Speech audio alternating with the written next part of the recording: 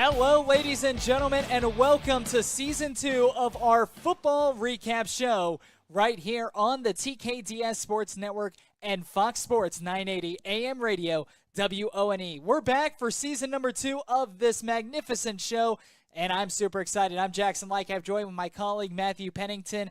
Year number 2 upcoming, and there's a lot of changes with year number 2, but those changes are for the better. I'll say this much. It's kind of crazy to know that we're already starting off the second year of this show. It kind of goes to show how fast time flies, or at least it seems like time flies, because it felt like just maybe a month or two ago we were closing out the football season. But now we're back. Football season about ready to start back up in high school, and there's a lot of good games in week 1. There's a lot of craziness that's gone on in the offseason, a lot of transfers to talk about, a lot of news when it comes to players committing to different colleges for the next level. There's a lot of stuff to talk about today. Absolutely, Matt. There's going to be a lot to talk about. There was a lot that happened over the offseason when it comes to transfers, when it comes to schools getting better, some programs, I don't want to say getting worse because that's not really a kind term, but at the same time, they may take a step back from what they were last season. There were a lot of teams in the Southwest region that made it all the way to the regional finals, the state semifinals. There were quite a bit of teams that were able to make deep postseason runs that have a chance to do it once again this upcoming season. So I'm super excited to dive into this show. And Matt, we're back for year number 2. And some updates once again. We're back here on Fox Sports 980 AM Radio, WONE. Super excited to be back. So for Fox Sports 980, this show will take the Dayton segment. It will be from 8 a.m. to 10 a.m. on Fox Sports 980, just radio, and it will also be on video on the TKDS Sports Network as well from 8 to 10. That's when we're talking about all the college teams, the professional teams. We're talking about all the local Dayton teams within the Dayton market. And then from 10 a.m. to 11 a.m., the show will break off of 980, and that final hour of the show will become exclusive on the TKDS Sports Network. So the show is from 8 a.m. to 11 a.m., but the first 2 hours will go on 980 and TKDS Sports Network. The final hour, we will talk about Cincinnati schools, and that's when we will make our game picks. The fan favorite game pick segment is coming back. We actually will be picking 5 great games for week 1 coming up at the end of this show, and that will all be exclusive on the TKDS Sports Network. So once again, on radio, Fox Sports 980, 8 a.m. to 10 a.m. But if you come on over to the video feed on the TKDS Sports Network, you can see our lovely faces with the video feed, and you also have that exclusive hour for the final hour of the show as well. So that's kind of the setup for season number 2. I know in the process we're looking to get a third host on working with us, so I'm super excited to see if that turns into anything. And not only that, but this show really is going to replicate and be almost the exact same, other than those minor changes we talked about. This show is almost going to be the exact same than what it was a season ago. And the one thing that, it's not going to be too much of a difference from a season ago, but the one thing that we're going to try to do try to get more coaches interviews with some of the conferences that we're going to be talking about. If there's anything that's going to be a major change to this show, it's the amount of coaches interviews we're going to try to get, especially with, like we mentioned, all of the different changes that are happening to rosters, a lot of players moving on to college, a lot of players graduating from high school, a lot of new players coming in, transferring to different schools, a lot of players stepping up and are now going to be playing at the varsity level that on the JV level might have stood out and maybe got some varsity time as well during the regular season last year, but now they're going to take that step to be a starter at the varsity level. So there's a lot of different things going on this season. As I mentioned, a lot of players committed to colleges, a lot of players graduating from high school, moving on to college or whatever they're doing in their future. And then you've got a lot of players trying to step up and fill those shoes this upcoming season. Absolutely. So, yeah, I mean, it's the kickoff of the 2023 high school football season. And high school obviously kicks off this Thursday night, but then obviously you're going to be kicking off college football just a couple weekends from now. Professional football will kick off here, I believe, 4 weeks from now, 3 weeks, somewhere along those lines. It's usually the second weekend of September. So, yeah, I mean, we're getting into football season. And for us as broadcasters, I don't know about you, Matt. For the most part, we're on the same wavelength most of the time. I am feeling like a kid on Christmas morning right now. And I am so excited to see what this upcoming football season is going to bring because, again, we saw some teams that came out of nowhere last season making it all the way to the state Final Four. Some teams making some deep playoff runs. There were a lot of upsets from a season ago in the playoffs and during the regular season. And you know what? Now it's time to run it back. The class of 2022, or I guess I should say the class of 2023 has graduated. We're now on to the class of 2024. It's their time. I'm excited for another great season of football. And yeah, you talk about some of those teams that, at least when I think of this team, it wasn't that they weren't going to make a good postseason run, but one of those teams that comes to mind that you mentioned wasn't expected to make it as far as they did, but they were expected to be a really good team. The Kings Knights, I mean, they faced off against Winton Woods in the postseason, a team that really had their number when it comes to the postseason, when it comes to the regular season as of recently. It's usually been back and forth between those teams, but Kings making it all the way to the Final Four for state last season, the first time they had ever done it. It's not that they weren't expected to make a good postseason run, but I don't think that a Final Four was really in the picture for Kings when the postseason started. But you want to talk about a team that, if they're able to build off of that, could be in the state championship game? Kings Knights are a team that, if they can repeat what they did last year, they've got a really good chance of making it to the state championship. You know, for those of you watching on the TKDS Sports Network video feed right now, I have a big grin on my face. I'm super excited. Matt, I see you as well. You have a grin on your face. And for those of you also watching on the TKDS Sports Network video feed, yes, Matt and I are sitting right next to each other. We're in two different video cameras, Here's different boxes. That's my hand right behind Jackson. We are right next to each other. So, but yeah, I'm super excited.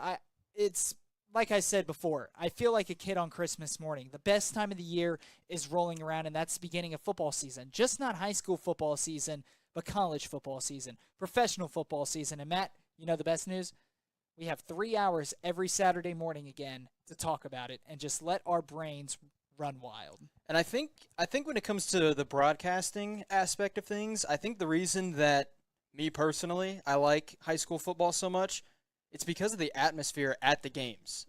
The crowds on both sides, the home team and the away team, there's a lot of noise made. Not saying that it doesn't happen during college basketball, or not college basketball, high school basketball, or any other sport, but when it comes to really close games, the atmosphere in that stadium, I don't think it's like any other sport out there. Oh, I can't disagree with you. I can't disagree with you. It's, like you said, the atmosphere. And, you know, you did mention, or you did miss one big contributor to the atmosphere, the band. That is true. The band. The band. I mean, it's going to be a great time. Friday Night Football will kick off week 1 this upcoming Friday. We are under a week away. We have 6 days until the Friday games. We have 5 days until the high school football season will kick off. And you know what, Matt? We have a full 3 hours to talk about that right here on the TKDS Sports Network and Fox Sports 980. We have a lot of conferences we want to talk about within the first couple of hours when we're talking Dayton right here on 980 and TKDS Sports Network. We're going to be talking about the Ohio Heritage Conference, the Midwest Athletic Conference, the Three Rivers Conference, Central Buckeye Conference, Dayton Public Schools, the Western Ohio Athletic Conference, the Greater Western Ohio Conference, the Miami Valley League, the Southwestern Buckeye League, and the Greater Catholic League. That's all coming up within the first 2 hours of the show, and then afterwards we're going to be talking about the Cincinnati Hills League, the Miami Valley Conference, the Greater Miami Conference, and the Eastern Cincinnati Conference, plus making our Week 1 game picks. So,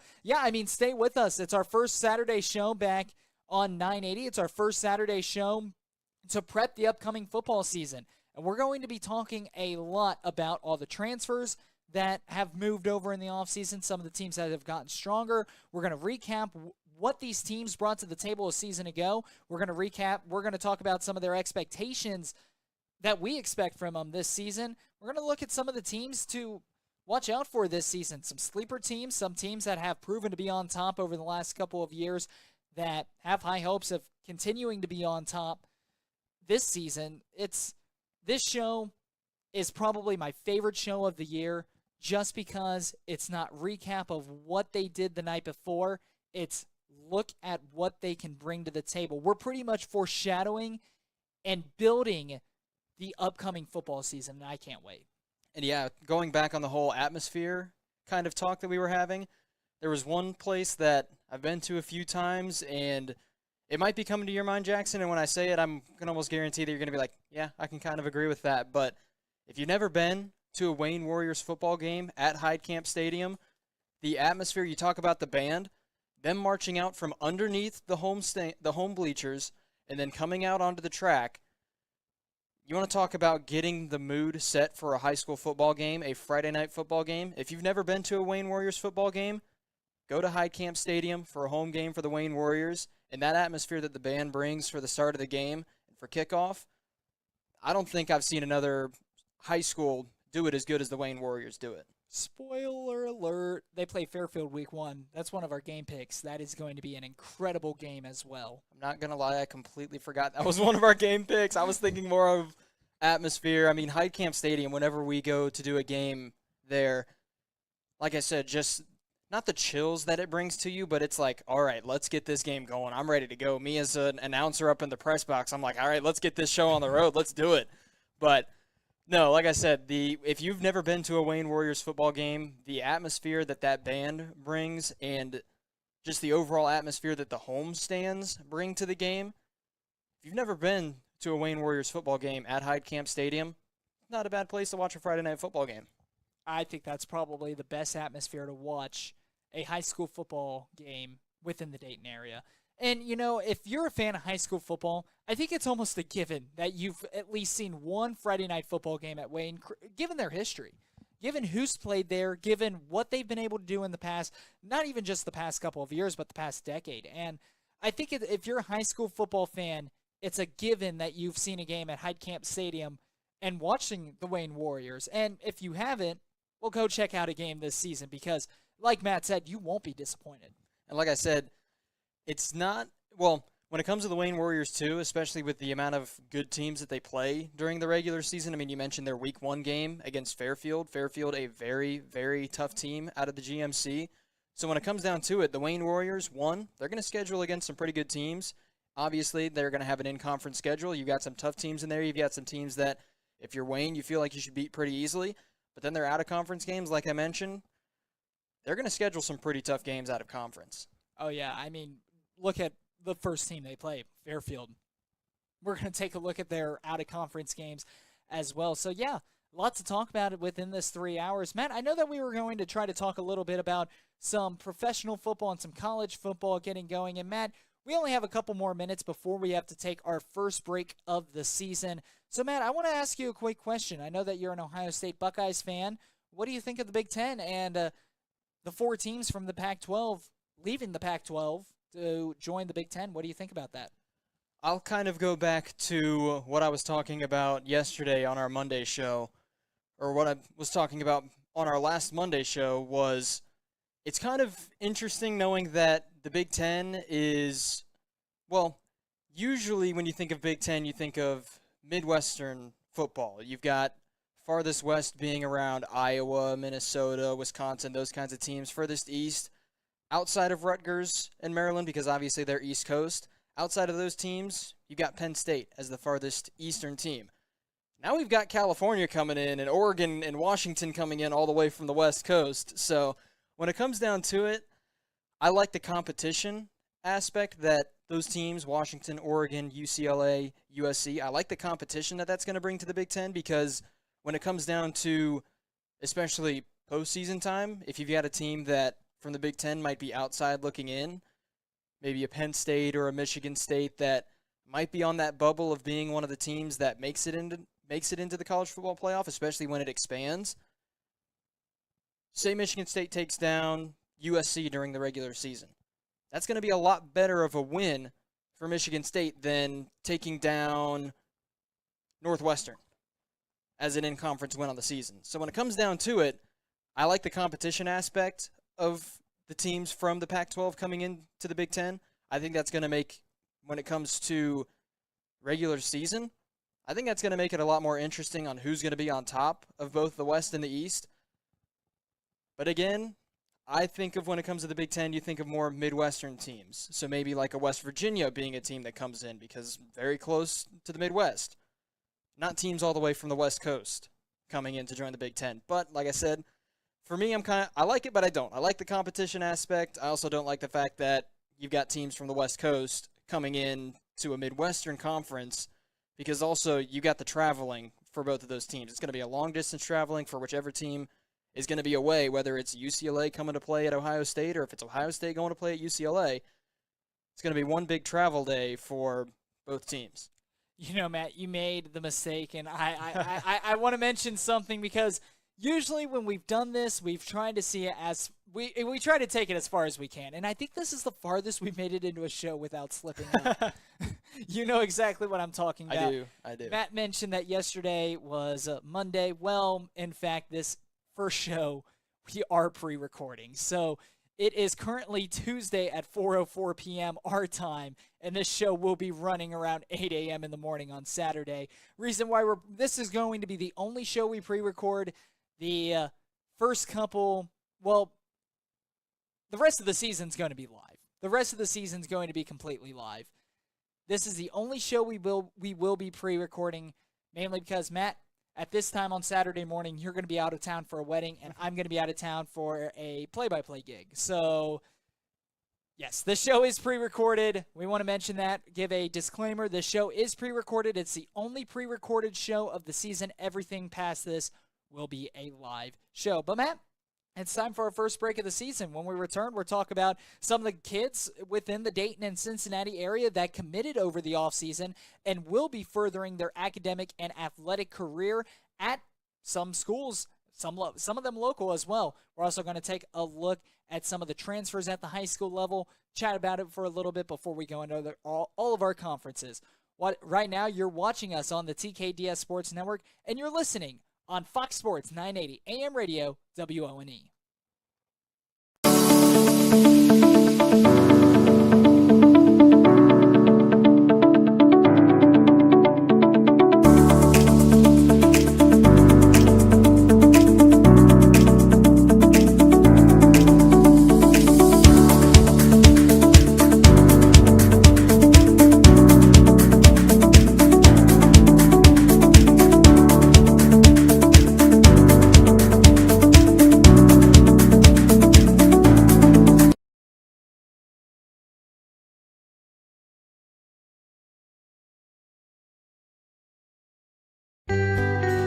Every day, we find ourselves on a path full of decisions. It's me. Sometimes small and sometimes big. Sometimes alone and sometimes together. At McAfee, everything we do is done with your comfort, health, and convenience in mind. She always wanted the best for you, and now you can rest knowing you've provided the best for her. Breathe easy. Choose McAfee. The Dave Arbogast Group has been driven to your satisfaction for over 28 years. Shop over 300 vehicles, including a great selection of GM certified pre-owned vehicles. We always compare our competitors' price so that you get the best possible deal. GMC Acadia Denali, Arbogast priced at $46,900, or a certified Chevy Traverse priced under $39,000. Don't sell your vehicle until you get our offer. With our easy appraisal process, leave with a check in as little as 20 minutes. Dave Arbogast, I-75, exit 69 in Troy.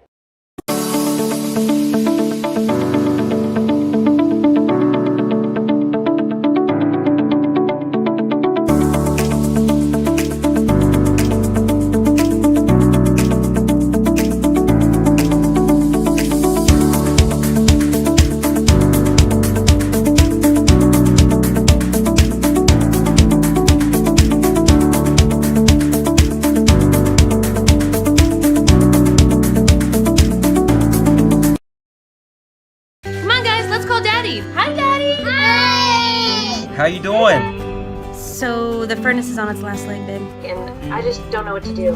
I wish I could be there to help. Being away is always difficult, but it doesn't mean you can't make decisions together. You can count on us to keep your family comfortable. Hey buddy, how's it going?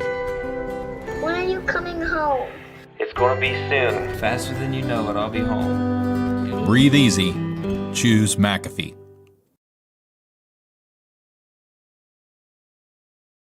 The Dave Arbogast Group has been driven to your satisfaction for over 28 years. Shop over 300 vehicles, including a great selection of GM certified pre-owned vehicles. We always compare our competitors' price so that you get the best possible deal. Chevy Silverado Arbogast priced at $41,467 or a certified GMC Terrain for $32,343. Don't sell your vehicle until you get our offer. With our easy appraisal process, leave with a check in as little as 20 minutes. Dave Arbogast, I-75, exit 69 in Troy.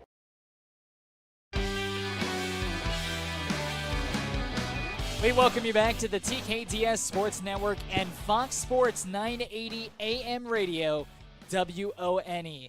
Well, Matt, it is about time we start diving into the 2023 high school football season. And, Matt, first off, we got to get caught up with all the offseason transfers. There were some new coaching. There were some new coaches that were named as head coaches at some programs we'll get into. A lot of transfers, a lot of college commitments. And, Matt, let's start off with college commitments. And the first two that come to mind, or at least my mind, Aaron Scott from Springfield and Chris Henry Jr., the son of Chris Henry, who was a former wide receiver for the Bengals back in the 2000s. Well, they both committed to Ohio State just within the previous month. And, yeah, what a pickup. Just saying, me being an Ohio State Buckeye fan, those are both two monster pickups for the Ohio State Buckeyes. I mean, you got Aaron Scott.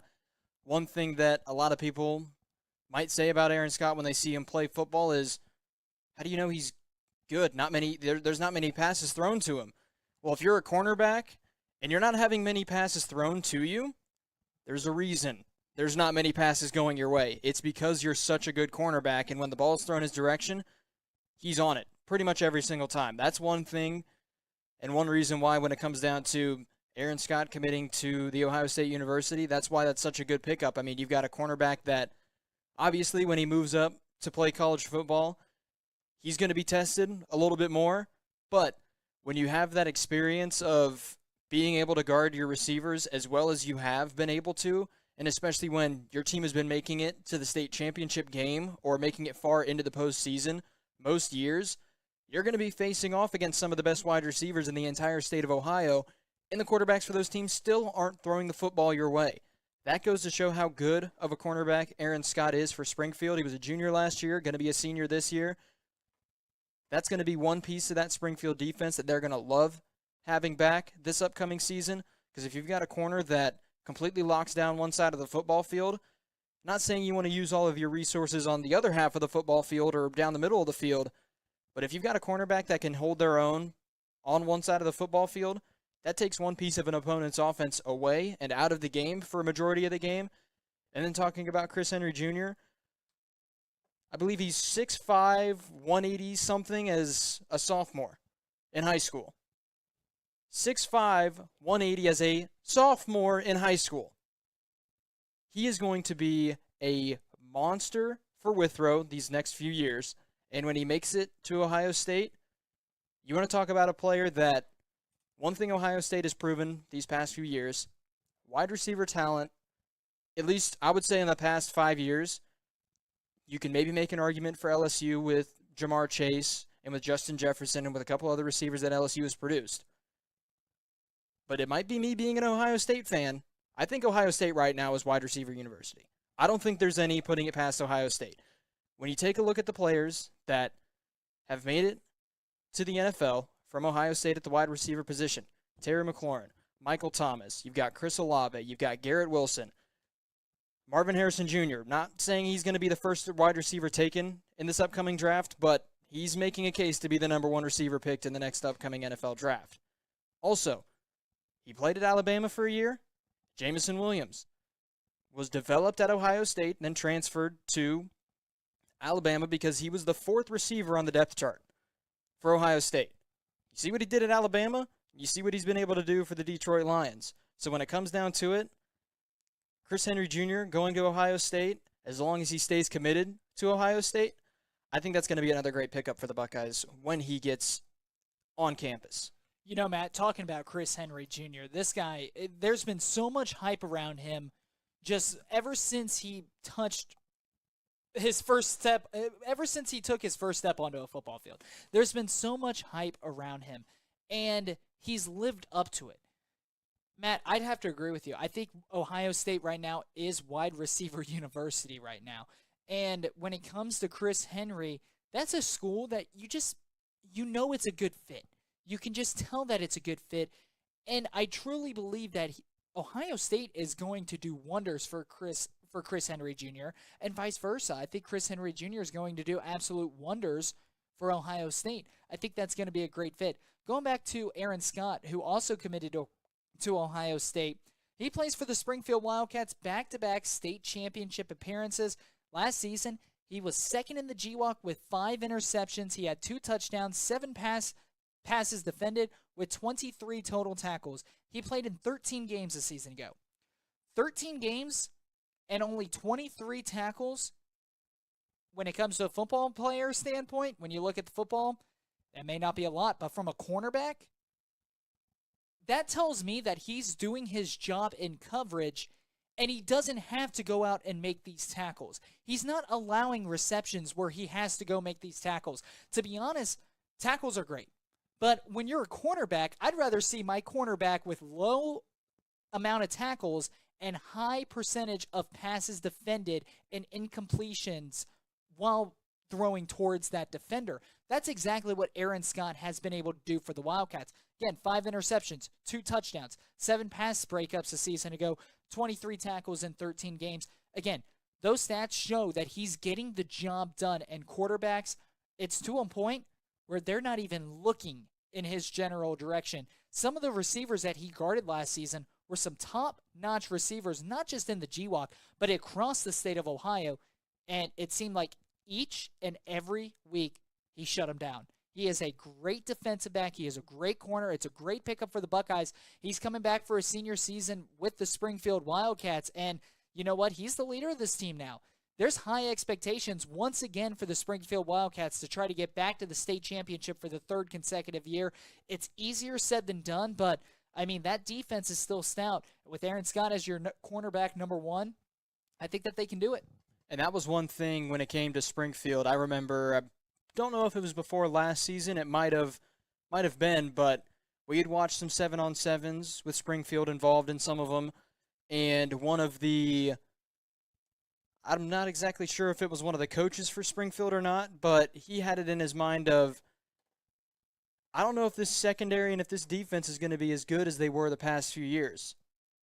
And we saw what Springfield's defense did against top-notch teams in the state of Ohio. Took them all the way to a state championship appearance. If the defense looks like it's going to be on the down low, and they're good enough to make it to the state championship game, you can only imagine how good this Springfield defense is going to be this year. And like you mentioned, when it comes down to the cornerback play, only 23 tackles through 13 games on the season. Like you mentioned, when it comes down to it, that goes to show that that quarterback or that cornerback, he's on an island that nobody wants to go to. No quarterback wants to throw towards that island. If they do, they've got a good chance of the ball being intercepted or just being batted down or incomplete or whatever way Aaron Scott decides to make that pass incomplete, whether he deflects it, intercepts it, does whatever he wants to do. That goes to show how good of a talent Aaron Scott is. Only 23 tackles through 13 games on the season. Like you mentioned, that just goes to show that nobody wants to test him. Nobody wants to throw the football his way. And if quarterbacks against a corner have that mindset, that corner is going to win 99% of the battles they have on the field. One of the biggest transfer news within high school football over the offseason was Moeller Crusaders quarterback Luke Dunn. Well, he's not going to be a Moeller Crusader this year. Instead, he will be a Withrow Tiger. And Luke Dunn, a season ago, he completed 62% of his passes, 18 touchdowns, 5 interceptions, and just under 2,000 yards on the season. He had a quarterback rating of just shy of 160. He has been an absolute stud for the Moeller Crusaders, and now he's bringing his talent to the Cincinnati Metro Athletic Conference, and you get the sense that him being paired with Chris Henry Jr., well, the Withrow Tigers, they had a very good season last year, 7-game winning streak, finished 8-4 overall, lost in the second round of the playoffs to Kings, who ended up going to the state finals. Well, you get the sense that the Withrow Tigers, they got their quarterback, they got their number 1 target. As long as that defense can hold, you get the sense that Withrow, well, that could be a team that can make a farther postseason run and may have a chance at possibly a state title this season. And yeah, that's one thing for Withrow this upcoming season, that it doesn't matter how good your team is. If you're going against the Withrow Tigers, you have got to watch out for Chris Henry Jr. and their new quarterback from the Moeller Crusaders. Because if you want to talk about, not saying it's going to be a combination like this, but when you have a top-notch quarterback, you said quarterback rating just short of 160? That is outstanding, first off. Second off, when you've got a wide receiver that is already committed to The Ohio State University, who, as we mentioned earlier, is already pretty much known as wide receiver U right now, not saying it's going to be like Kyle McCord and Marvin Harrison Jr. were over in New Jersey when their team made it. I don't know if they won the state championship. I know they made it to a state championship, and they were really the two main firepowers on that offense, was Kyle McCord and Marvin Harrison Jr., also both playing at Ohio State right now. But when you have that type of quarterback talent with one of the best wide receivers that you're going to see on the football field, it doesn't matter how good that defense is. That is a lethal combination on the field. And you know what, Matt? Before we take a break, there's another off-season news that I want to mention about part of our big three things that we want to talk about before this upcoming season. And how about Lakota East Thunderhawks going out and picking up a new head coach, their head coach for the future, and it was a former quarterback for the Cincinnati Bengals, John Kitna. So John Kitna coming on over to Lakota East, and Matt, to be honest, we were able to see Lakota East this season ago. Their defense was great all season long. That offense really had issues getting going. Now you get a former NFL quarterback to take over as head coach, an offensive-minded guy. I think he is going to work wonders when it comes to quarterback play for the Lakota East Thunderhawks, and not just quarterback play, but for the entire offense. And it would not shock me to see a Lakota East Thunderhawk offensive explosion this season. And if that defense can hold up like they did last season, obviously they lost some key pieces, but that defense can hold up from a season ago. Well, Matt, the Lakota East Thunderhawks, I would not be surprised if they are a top dog within the Greater Miami Conference this season. And that's one thing you're going to probably see with Lakota East this upcoming season. You go from more of a run-heavy offense to now you've got a former NFL quarterback as the man who's going to be calling what formation you have for that offense. I'm not saying it's a 100% guarantee, but I'd be surprised if we see Lakota East kind of go with that triple option that we saw them have a season ago. Because that's one thing, when you have one coach with a triple option style offense, and then you move to a coach who played quarterback at the NFL, I don't really think there's going to be a triple option offense on the books for Lakota East this upcoming season. I wouldn't be surprised if they try to air the football out even more. And that's one thing that you mentioned, Jackson. That defense for Lakota East last year, insanely good. You were saying that they were pretty good. They were really, really good last year. The only reason we didn't see them have a good record was because that offense couldn't get anything going. That defense against some of the top teams in the Cincinnati and Dayton area, we're holding them to some of the lowest scoring we saw those teams have all season long. So when it comes down to it, Lakota East, as long as that defense stays as efficient as it was a season ago, if that offense picks up the pace, as you mentioned, Lakota East can easily be a team fighting towards one of those top spots in the GMC. And you know, Matt, another thing you want to talk about, Lakota East, well, they're going to be playing at Centerville Stadium in Week 1. They faced off against the Elks Week 1 a season ago. They ended up losing on their home turf 9-6.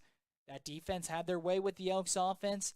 The Elks defense had their way with Lakota East offense. So we're waiting to see if both offenses, Centerville's offense, are a little bit more experienced. They're going to have Drake Wells back at the quarterback position. We'll talk a little bit more about that once we hit the GWalk. Time for a break.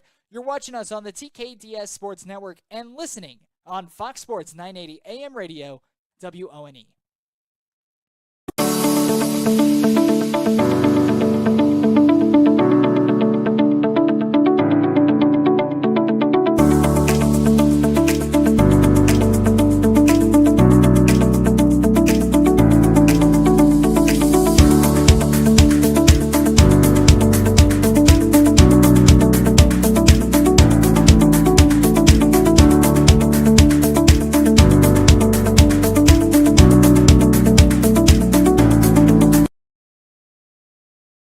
The Dave Arbogast Group has been driven to your satisfaction for over 28 years. We always compare our competitors' price so that you get the best possible deal. Shop our great selection of Ford certified pre-owned vehicles, as well as many other makes and models. Experience one of Ohio's top-rated Ford dealers, Dave Arbogast. Now is the time to pre-order that new Ford vehicle. At Dave Arbogast Ford, we make it easy. Get started online at arbogastford.com or visit our dealership just off I-75 X69 in Troy.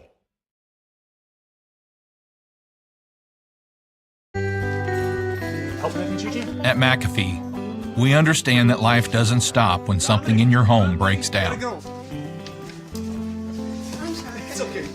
Our customers count on us to be there, ready when they need us. Is there anything else you need from me? No, sir. I have all the information I need. Great, thanks. Just lock the door on the way out. Thank you. Let us get your home up and running again. Breathe easy.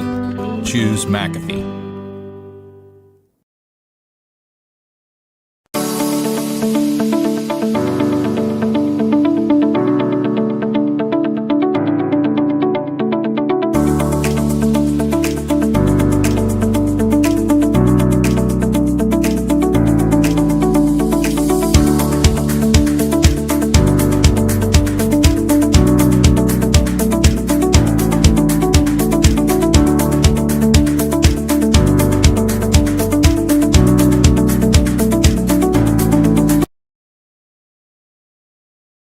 The Dave Arbogast Group has been driven to your satisfaction for over 28 years. Shop over 300 vehicles, including a great selection of GM certified pre-owned vehicles. We always compare our competitors' price so that you get the best possible deal. GMC Acadia Denali, Arbogast priced at $46,900 or a certified Chevy Traverse priced under $39,000. Don't sell your vehicle until you get our offer. With our easy appraisal process, leave with a check in as little as 20 minutes. Dave Arbogast, I-75 Exit 69 in Troy.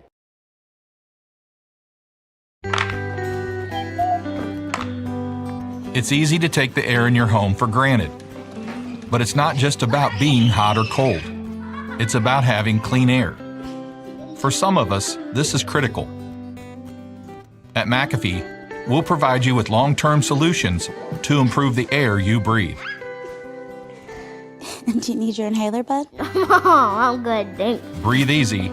Choose McAfee.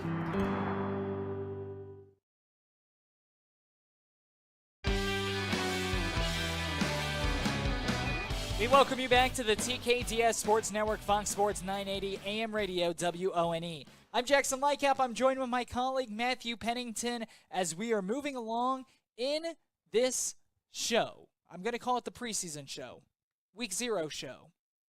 The show I wasn't here for last year. There hasn't been a week of football that's gone by, but all the scrimmages were played Thursday night and last night, so super, super excited to get in and start prepping the 2023 high school football season. Matt, how about we get into it? Let's start talking about the Midwest Athletic Conference, otherwise known as the MAC. And, Matt, there is a reason why they are the most dominant conference when it comes not just to football, but any sport across the state of Ohio. And, yeah, I believe with last year, they're now at 41 state championships for football alone. And isn't it, I believe, 144 combined for total sports? I think you're cutting it way short. I think it's in the 200s. Really? Yeah, I'm looking it up now. Actually, no, you were right. It's 150 overall state champions. State championships, 150. I wasn't adding in any softball and spring sports. My apologies, folks. But still. I completely forgot to add in spring sports. 150 total state championships for teams coming out of the MAC conference, 41 of those being football. They only had 39 in football last year. They came away with 2 teams as state champions a year ago. New Bremen, the 5 seed in Region 28, came away as state champions, taking down John F. Kennedy. And then in Division 6, Marion Local had a chance of 12 shutouts on the season. But Kirtland played a little bit of spoiler of that in the state championship, but Marion Local still finished off the perfect season, 16-0 with a 14-6 win over Kirtland in the state championship. And you know, Matt, you just mentioned it, 11 shutouts, a perfect 16-0 record, 11 shutouts. I believe, if I'm not mistaken, that was that tied an OHSAA record. And, I mean, what Marion Local was able to do last season is completely unprecedented. I mean, what they were able to do, I don't think we've been able to see a team play that well at all within the Cincinnati-Dayton area, the southwest region of Ohio, because Marion Local, and you know what's wild about it is that's the standard for them. What we think is completely, oh my goodness, how do you do that? That's their standard. And Matt, you know, Marion Local, they lost a very, very, very talented senior class. They're going to have to fill a lot of those past graduates' roles this season. But I don't think they miss a beat.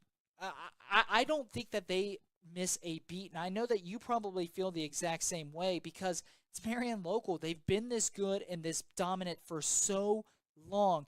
And you just get the sense that even playing in a tough MAC conference, each and every year they will always have a chance for a perfect 16-0 record. And when you talk about New Bremen, well, New Bremen, they had a little bit of an early season hiatus last year, entered as the 5 seed, and how about the winning streak that they went on to end up winning the state championship? I mean, when it comes down to New Bremen, when it comes down to Marion Local, those are two top teams within the Midwest Athletic Conference, and you know what else? You also cannot count out Coldwater as well, who was 9-1 a season ago.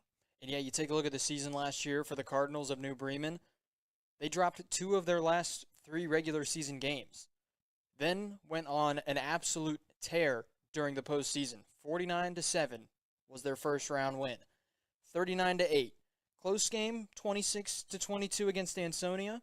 Ansonia, though, a very good team from a season ago. They were 11-2 going into that game. 24-0, and then against Lima Central Catholic, 42-34. Then a 38-6 win in the state championship game. So New Bremen had a little bit of a skid when it came to getting ready for the postseason. It didn't seem like that affected the Cardinals whatsoever. Making it all the way to the state championship game, coming away as winners. And one other thing for Marion Local that you want to talk about insanity, 39 points led up through all 16 of their games, allowing less than 2.5 points per game a season ago.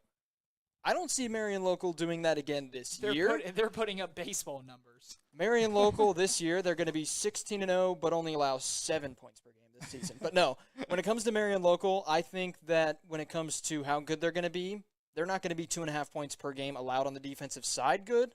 But I still wouldn't be surprised if this team makes it to the state championship game and ends up being state champions once again. You know, Matt, I'm going with what you just said, with how many points they will average allowing per game this season. You said 7. I'm going to go out and quote the great Patrick Starr. 3. Take it or leave it. Oh, no. Quoting the great Patrick Starr. Oh, goodness. Anyway, so, Matt, let's move on to the Ohio Heritage Conference. The Ohio Heritage Conference a season ago, some of your top dogs, Northeastern, they finished 11-1 overall, 5-0 in conference.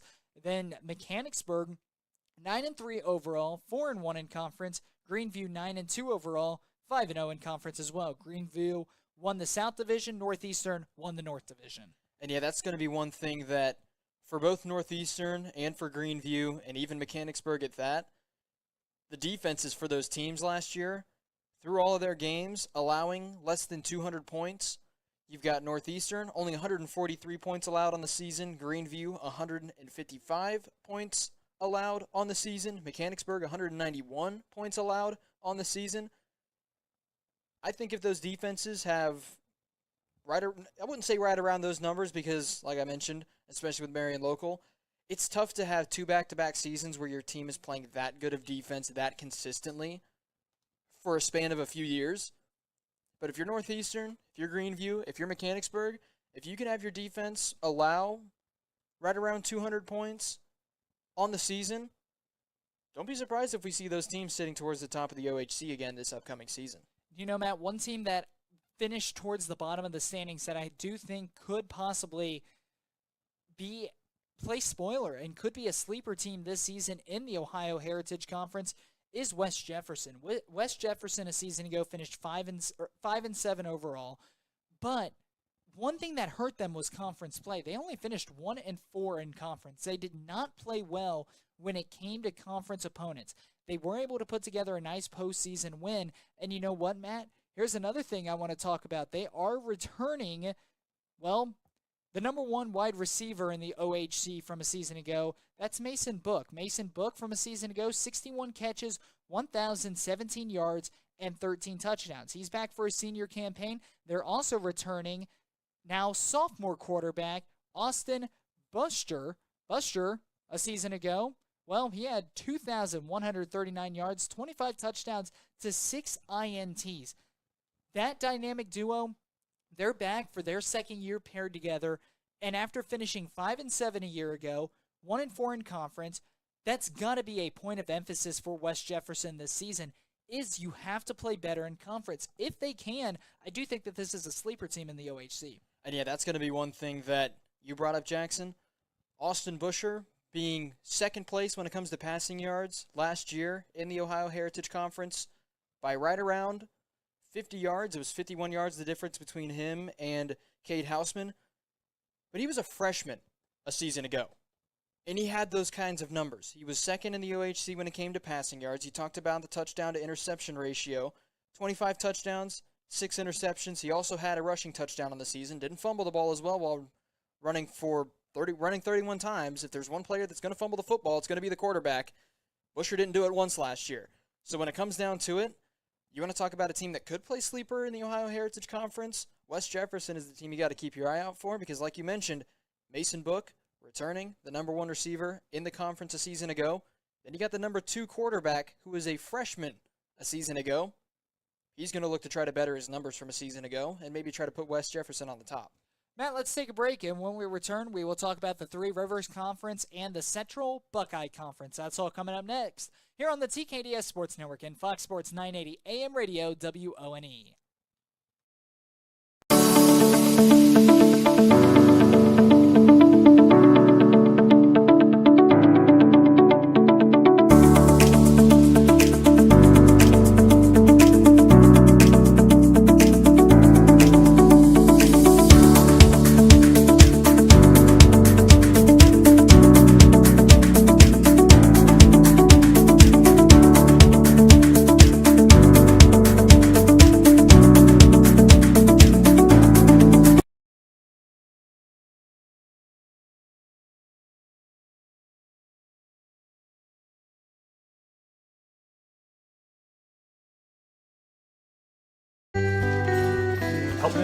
At McAfee, we understand that life doesn't stop when something in your home breaks down.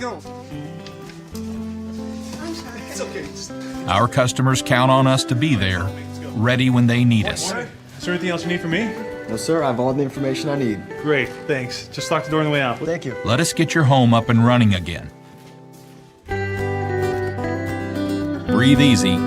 Choose McAfee.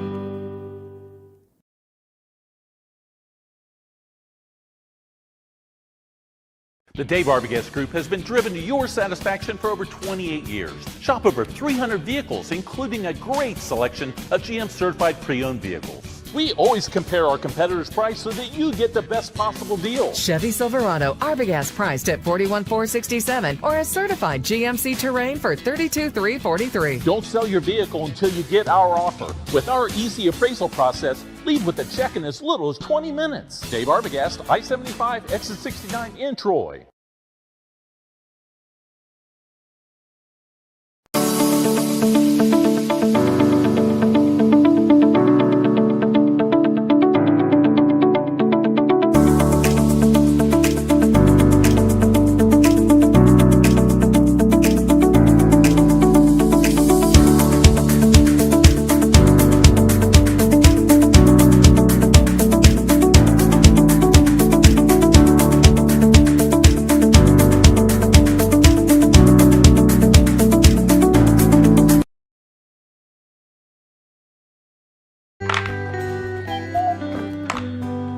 It's easy to take the air in your home for granted. But it's not just about being hot or cold. It's about having clean air. For some of us, this is critical. At McAfee, we'll provide you with long-term solutions to improve the air you breathe. Do you need your inhaler, bud? Oh, I'm good, thanks. Breathe easy. Choose McAfee. The Dave Arbogast Group has been driven to your satisfaction for over 28 years. We always compare our competitors' price so that you get the best possible deal. Shop our great selection of Ford certified pre-owned vehicles, as well as many other makes and models. Experience one of Ohio's top-rated Ford dealers, Dave Arbogast. Now is the time to pre-order that new Ford vehicle. At Dave Arbogast Ford, we make it easy. Get started online at arbogastford.com or visit our dealership just off I-75 X69 in Troy.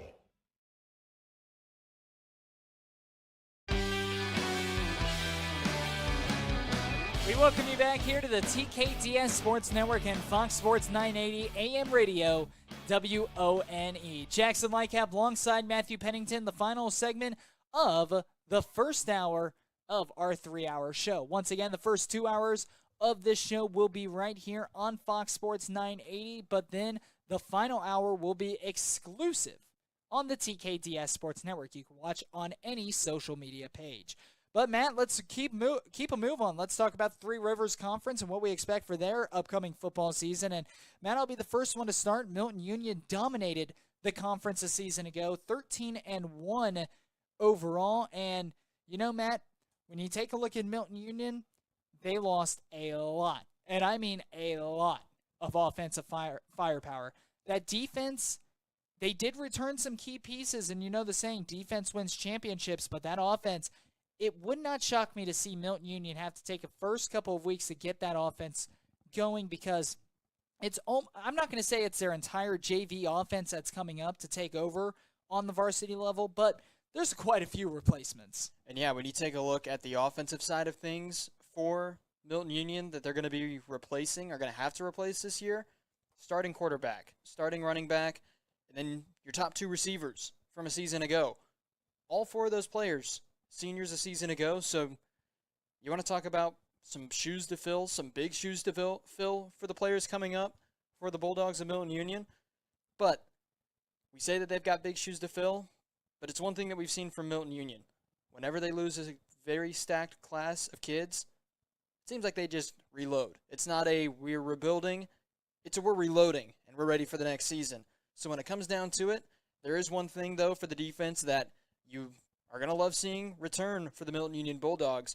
You've got Peyton Mayfield, 4 interceptions, tied in the conference for the most receptions in a season ago. He was only a sophomore last year. He was alongside Cooper Brown. He was a senior, one of the best wide receivers for Milton Union. Also one of the best corners for Milton Union a season ago. But they both had 4 interceptions on the season. Peyton Mayfield, he was a sophomore a season ago. Cooper Brown, a senior. So, obviously, Peyton Mayfield's got some pretty big shoes to fill. But as a sophomore, if you already have 4 interceptions on the defensive side on the season, and your team only had 1 loss, and that came in the postseason, I'd say you've obviously got big shoes to fill, but you already proved that you're capable of doing it a season ago as a sophomore. And you know, Matt, when you take a look at Milton Union, a season ago only allowed 81 points on the season. They only allowed 20 points in conference, and this is a team that just absolutely steamrolled their conference. And when you look at the 2023 season, I expect the same for Milton Union. I don't expect Milton Union to falter within the conference. And to be honest, I don't think that there's any team that really stands a chance against Milton Union. Now given every Friday night, I think the closest team that could have a chance is Riverside. Riverside, they were the second in conference last season, and they are returning the passing leader from not just last season, but the 2 previous seasons, Miles Plattfoot, and they're also returning, I believe, Warren Shockey Warren Shockey was a senior a season ago. Milton Union, when it comes to the Three Rivers Conference, should just absolutely dominate. And here's a great telltale sign when it comes to Milton Union. Milton Union, well, they have a big rivalry with Valley View. It's been that way for so many years. They won in week 2 at Valley View, 24-14 a season ago. those two teams met again in the playoffs on Friday, November 18th at Valley View, and Valley View got their revenge. They ended up taking down Milton Union, ended their season, and if you recall, Valley View, they went to the state Final Four. So, obviously, it's going to be a rematch. This time on Milton Union's home turf, the rematch of last year's playoff game. Another chapter will be added into that rivalry. Milton Union, Valley View, week 2. That's going to be a great test for that very young offense. It's going to be a great test to see if that defense can continue to hold up against the Valley View. And you talk about Milton Union, kind of a mix between kids from Union and West Milton, up around Northmont area, up around Inglewood. I would know from my dad living up in Union, Ohio, I've driven down Main Street going towards West Milton around the time that when Milton Union was getting ready to play Valley View. There wasn't an area off to the side where you didn't see a sign saying, beat Valley View. All the churches, all of their electronic boards that they had in front of the churches, let's beat Valley View. It was a lot of different posters along the side of the road. You want to talk about a rivalry? When you've got the whole town banding together, wanting to beat that team, you know it's one heck of a rivalry, and it's going to be fun seeing it go back and seeing it happen again this upcoming season. You know, Matt, that rivalry, especially with how high-powered it's been over the last couple of seasons, this is a rivalry that goes back many, many years ago. I would put this rivalry up there with one of the top rivalries in all of the state of Ohio. I'd put that up there with the Fairmont versus Alter. I'd put that up there with the Fairmont versus Centerville, the Springfield versus Wayne. I'd put that up there with some of those rivalries, the Moeller versus St. X. I'd put those up there with some of those rivalries, but, you know, it's week 2. We'll be talking about that next week on this show. And yeah, like I said, when you're just driving down Main Street and all of the shops on both the left and the right side have posters saying beat Valley View, and then when you move on Main Street going back towards the Union area, when you've got posters on both sides of the road in front of houses saying let's beat Valley View, you know you've got one heck of a rivalry. Like I said, when you've got the entire town grouping together, putting up posters, putting up signs saying let's beat the Spartans of Valley View. Unfortunately for Milton Union, last year in the postseason when it mattered the most, fell 21-7. They've got some revenge on their mind, and they're going to want to get that game back in the regular season this year. Matt, we just have about 2 minutes to talk about the Central Buckeye Conference, but I wanted to touch base on them because this was one of the more competitive conference within the Southwest region a season ago. I mean, you have Bell Fountain and London, who both finished 4-1 in conference. Bell Fountain 8-3 overall, London 8-4 overall, and then Urbana 5-0 in conference, 9-3 overall. But just like the Three Rivers Conference, well, those schools, they lost a lot of talent. It's going to be next man up, but I'm super excited to see how the CBC fares this season because it's really anybody's conference in the Central Buckeye Conference. And yeah, when you take a look at the Kenton Trail Division, you have 5 teams split by 2 games apart when it comes to conference play. And then you switch over to the Mad River Division, 4 teams also split by 2 games total between the top and the bottom. Urbana was 5-0 in conference. North Union, Graham, Benjamin Logan, all 3-2 in the Mad River Division. And then you flip over to the Kenton Trail Division. Bell Fountain, London, both 4-1 in conference. Tecumseh, 3-2 in conference. Shawnee and Jonathan Alder, both 2-3 in conference. You want to talk about a dogfight that we're probably going to end up seeing another close matchup and a close dogfight between all these teams this upcoming season? I think if there's one conference you want to keep an eye out for when it comes to competitiveness, the CBC is a conference to keep your eye on. You know, Matt, one thing I want to talk about real quick, Jonathan Alder, they were at the top of the CBC for so many years. They were either finishing first or second, it seemed like, in that Kenton Trail Division. Well, a season ago, they struggled. Jonathan Alder, a season ago, they finished 6-5 overall, but only 2-3 in conference. They were young last season. That could be a team that just had a down season that could get back to the top. Folks, we're going to take a small break. When we return for hour number 2 of our show, we'll talk about the Dayton Public Schools. They have absolutely completely renovated Welcome Stadium. We're going to talk about all that. We're going to talk about Dayton Public Schools and that conference. We're also going to talk about the Western Ohio Athletic Conference. You're watching on the TKDS Sports Network and listening on Fox Sports 980 AM radio, WONE. The Dave Arbogast Group has been driven to your satisfaction for over 28 years. We always compare our competitors' price so you get the best possible deal. Shop our great selection of Ford certified pre-owned vehicles, as well as many other makes and models. Experience one of Ohio's top-rated Ford dealers, Dave Arbogast. Now is the time to pre-order that new Ford vehicle. At Dave Arbogast Ford, we make it easy. Get started online at arbogastford.com or visit our dealership just off I-75 X69 in Troy.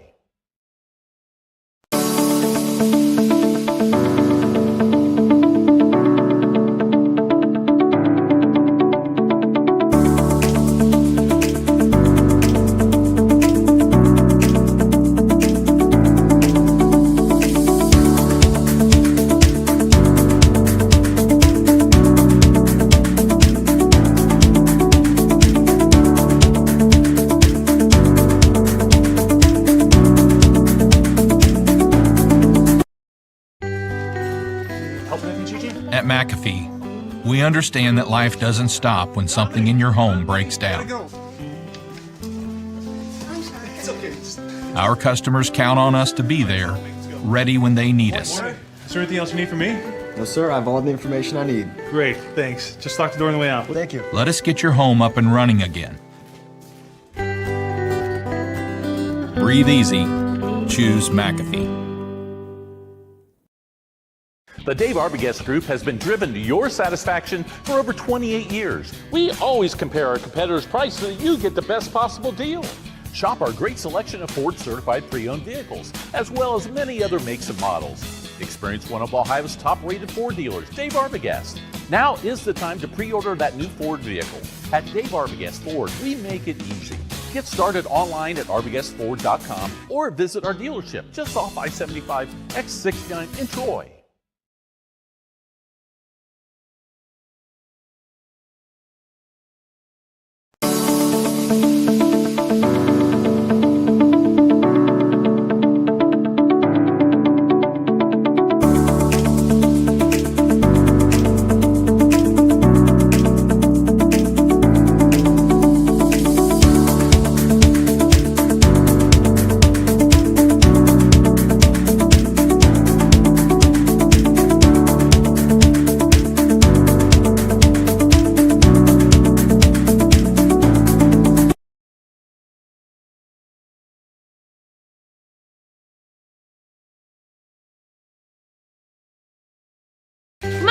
call Daddy. Hi, Daddy. Hi. How you doing? So the furnace is on its last leg, babe. And I just don't know what to do. I wish I could be there to help. Being away is always difficult, but it doesn't mean you can't make decisions together. You can count on us to keep your family comfortable. Hey, buddy, how's it going? When are you coming home? It's gonna be soon. Faster than you know it, I'll be home. Breathe easy. Choose McAfee.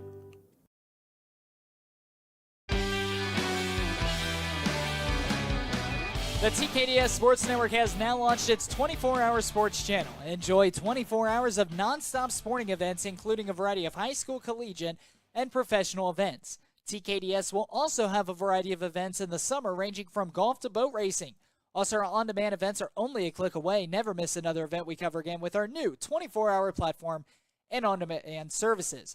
Jackson Lightcap alongside Matthew Pennington for our Week 0 show. First show of the season. High school football right around the corner, and let's get into some more conferences. Matt, let's start with the Dayton Public Schools, and when it comes to DPS, what they have done to Welcome Stadium. Remember, they bought Welcome Stadium, and they have completely renovated it. And Welcome Stadium, I cannot wait to have a chance to get inside, because at least driving and looking from the outside right by UD Arena, it looks absolutely magnificent. It looks gorgeous, and I cannot wait for that one day to come where I can step inside, see the press box, and see what they've been able to do with Welcome Stadium, because that is a magnificent facility, and they took that and made that a top-tier stadium, not just in the Dayton area, but across the state of Ohio. And no, exactly. When it comes down to renovations and whatnot, just seeing the progress, seeing the new press box being put up and installed at the stadium, seeing all the different changes that they've made to that stadium for this upcoming season. Arguably one of the biggest news is when it comes to field changes and renovations for teams, especially in the southwest area of Ohio. But when it comes down to it, like you mentioned, Welcome Stadium is going to be one heck of a place to, one, watch high school football games this season, and two, if we can find ourselves announcing a game there, Jackson, I don't think I'm going to be too opposed to that at all. Welcome Stadium will be home for the Dayton Flyers football team this season, and it is also home to all of the DPS schools. Those DPS schools consist of Dunbar, Ponitz, Meadowdale, Belmont, and Thurgood Marshall. And Matt, really, when you take a look over the last couple of years, it's been Dunbar who's won the conference. They're back-to-back conference champions. Ponitz has not been too far behind them, and it's always come down to that one game that Dunbar and Ponitz play each other. Well, this season, I truly believe it's up in the air because Dunbar, they are returning both of their leaders on the offensive side of the ball and the defensive side of the ball. They are returning their quarterback, Javion Graves, who had 1,095 passing yards a season ago, also put up 1,006 rushing yards. That was second in DPS after leading the conference when it comes to passing yards. Then they're also returning the DPS tackle leader in Divante Young from Dunbar as well. So you're returning Young and Javion Graves, but Ponitz, on the other hand, they're returning Dreon McComb, who was second in the league in passing, and then they're also returning DeMont Graves, who had 5 sacks on the season, that got him a third place spot when it comes to sacks leaders. And McComb, who we just talked about, the quarterback leader, well, he tied for first in sacks. So you're getting probably the best pass rush back within the DPS with McComb and Graves. You're returning McComb at your quarterback, but you also had the 2 leaders returning for Dunbar in Young and Graves.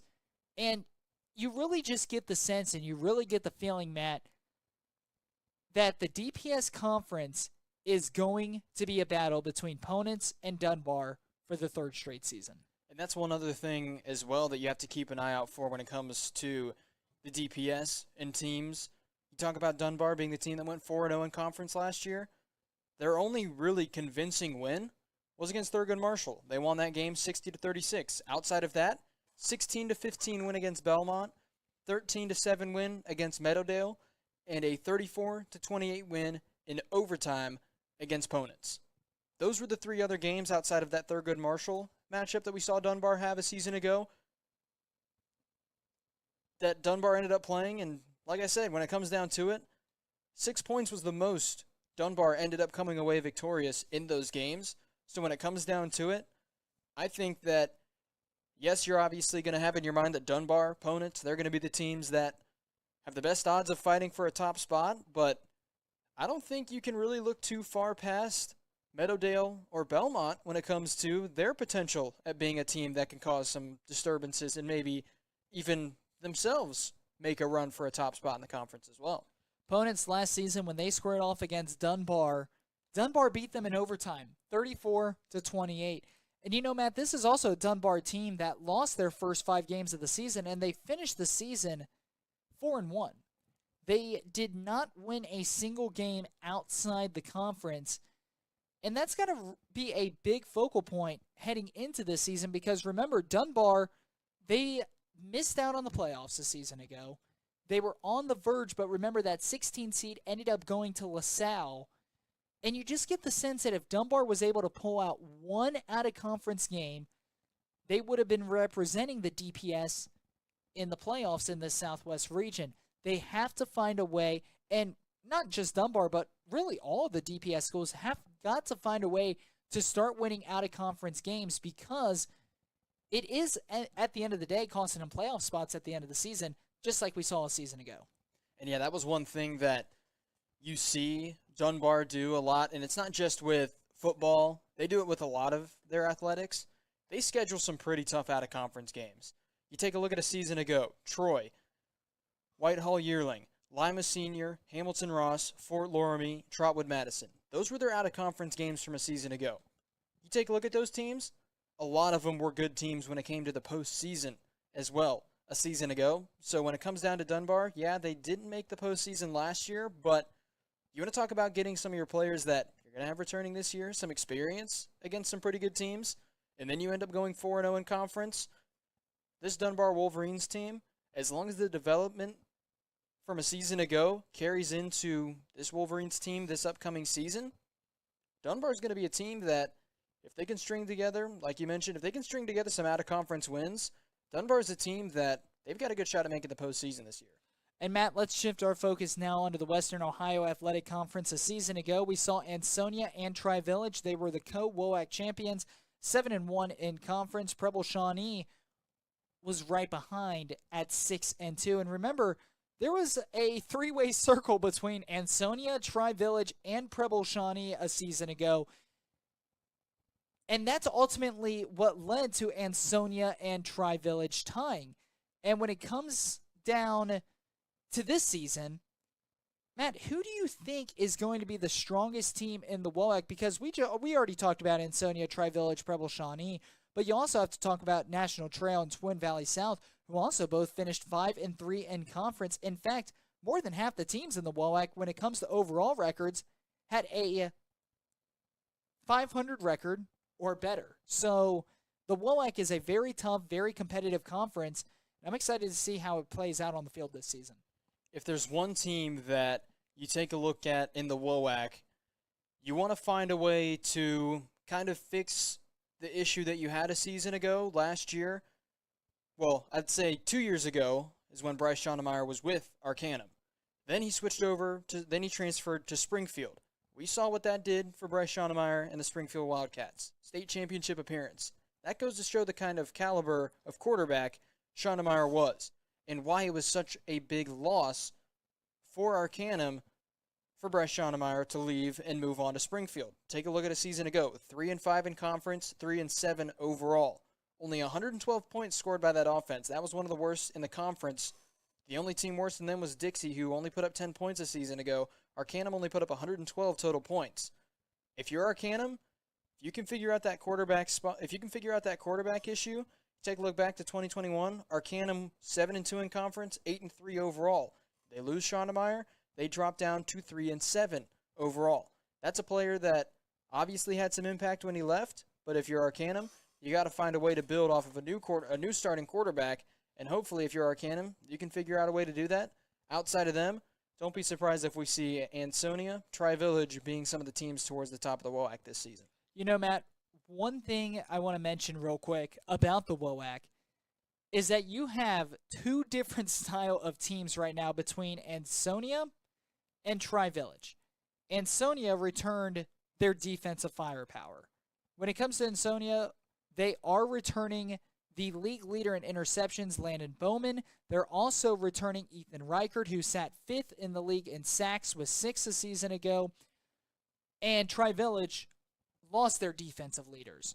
But when you take a look at the offensive guys, well, Ansonia, they lost their offensive guys. They ended up losing Ian Schmidtmeyer, who was 5th in the league when it comes to passing. They ended up losing Moody, who led the league in rushing, almost had 2,000 yards on the season, 1,924.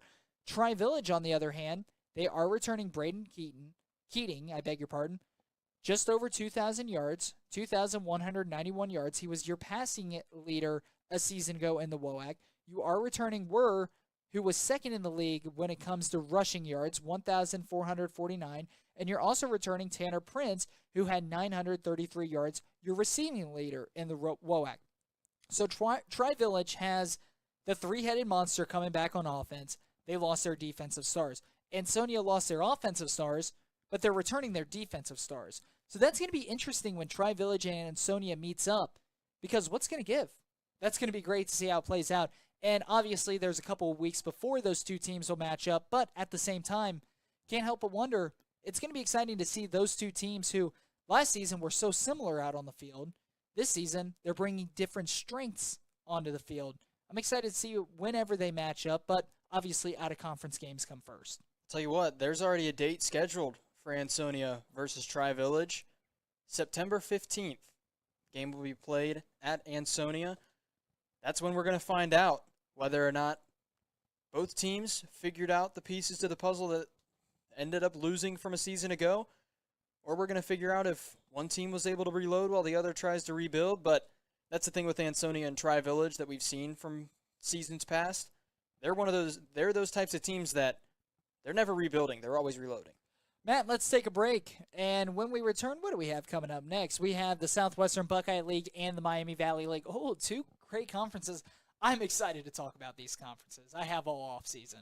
It's two really good conferences, and there's a lot of good matchups between those two conferences that are going to happen earlier on in the season as well. And how about this? You have the winner of the SWBL from a season ago and the winner of the MVL a season ago squaring off in Week 1, Bellbrook and Tip City. So we're getting into that here in a minute here on the TKDS Sports Network and Fox Sports 980 AM Radio WONE. Come on, guys, let's call Daddy. Hi, Daddy. Hi! How you doing? So the furnace is on its last leg, babe. And I just don't know what to do. I wish I could be there to help. Being away is always difficult, but it doesn't mean you can't make decisions together. You can count on us to keep your family comfortable. Hey, buddy, how's it going? When are you coming home? It's gonna be soon. Faster than you know it, I'll be home. Breathe easy. Choose McAfee.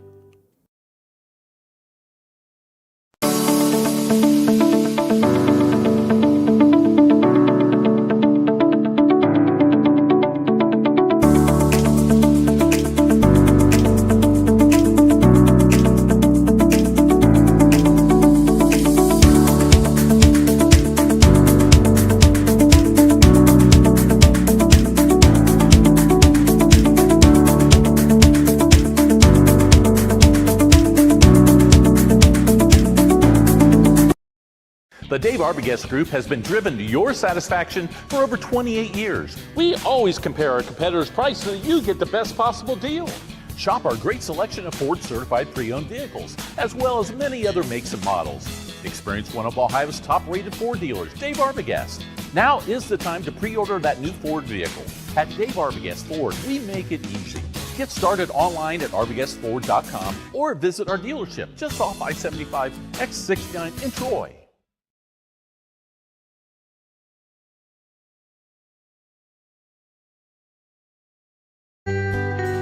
Every day, we find ourselves on a path full of decisions. It's me. Sometimes small and sometimes big. Sometimes alone and sometimes together. At McAfee, everything we do is done with your comfort, health, and convenience in mind. She always wanted the best for you, and now you can rest knowing you've provided the best for her. Breathe easy. Choose McAfee.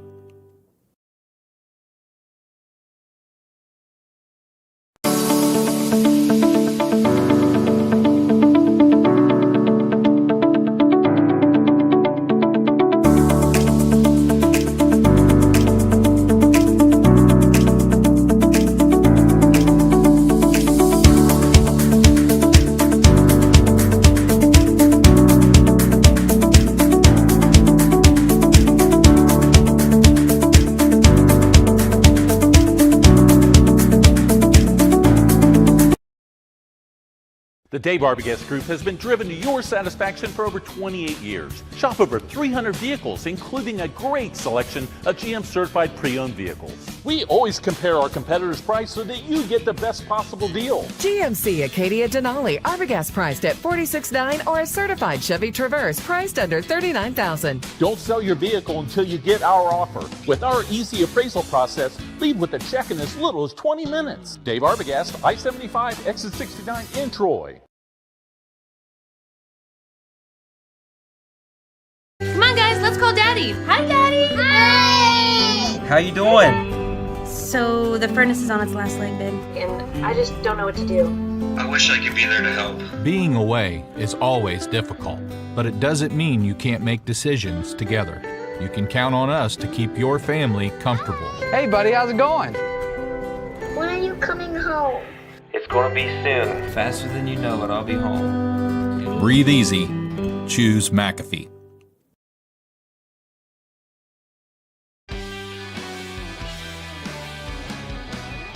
Jackson Lightcap alongside Matthew Pennington here on the TKDS Sports Network and Fox Sports 980 AM Radio WONE. Matt, I am so excited for the remainder of the show, and it's mainly because we're moving into some conferences that I know you're excited to talk about, and I am as well. And Matt, the Southwestern Buckeye League, we're going to start that one off. And when it comes to the Southwestern Buckeye League, well, they have a couple of newcomers as well. A couple of newcomers coming over from the SWAC, the Southwest Ohio Conference. Those newcomers are Ross and Edgewood.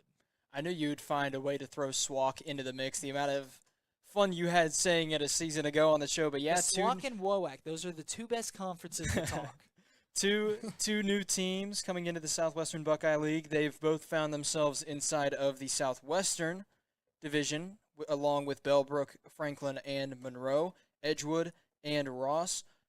Both teams, as you mentioned, coming out of the SWAC. Both teams from a season ago in the SWAC. Edgewood, I believe, was the number one team in the conference. Ross was right around the middle of the pack when it came to the SWAC a season ago. So when it comes to Southwestern Buckeye League play, two pretty good additions to the conference. Two teams that are definitely going to potentially cause some troubles for some of the teams towards the top, especially we were able to catch Edgewood in the postseason against Anderson.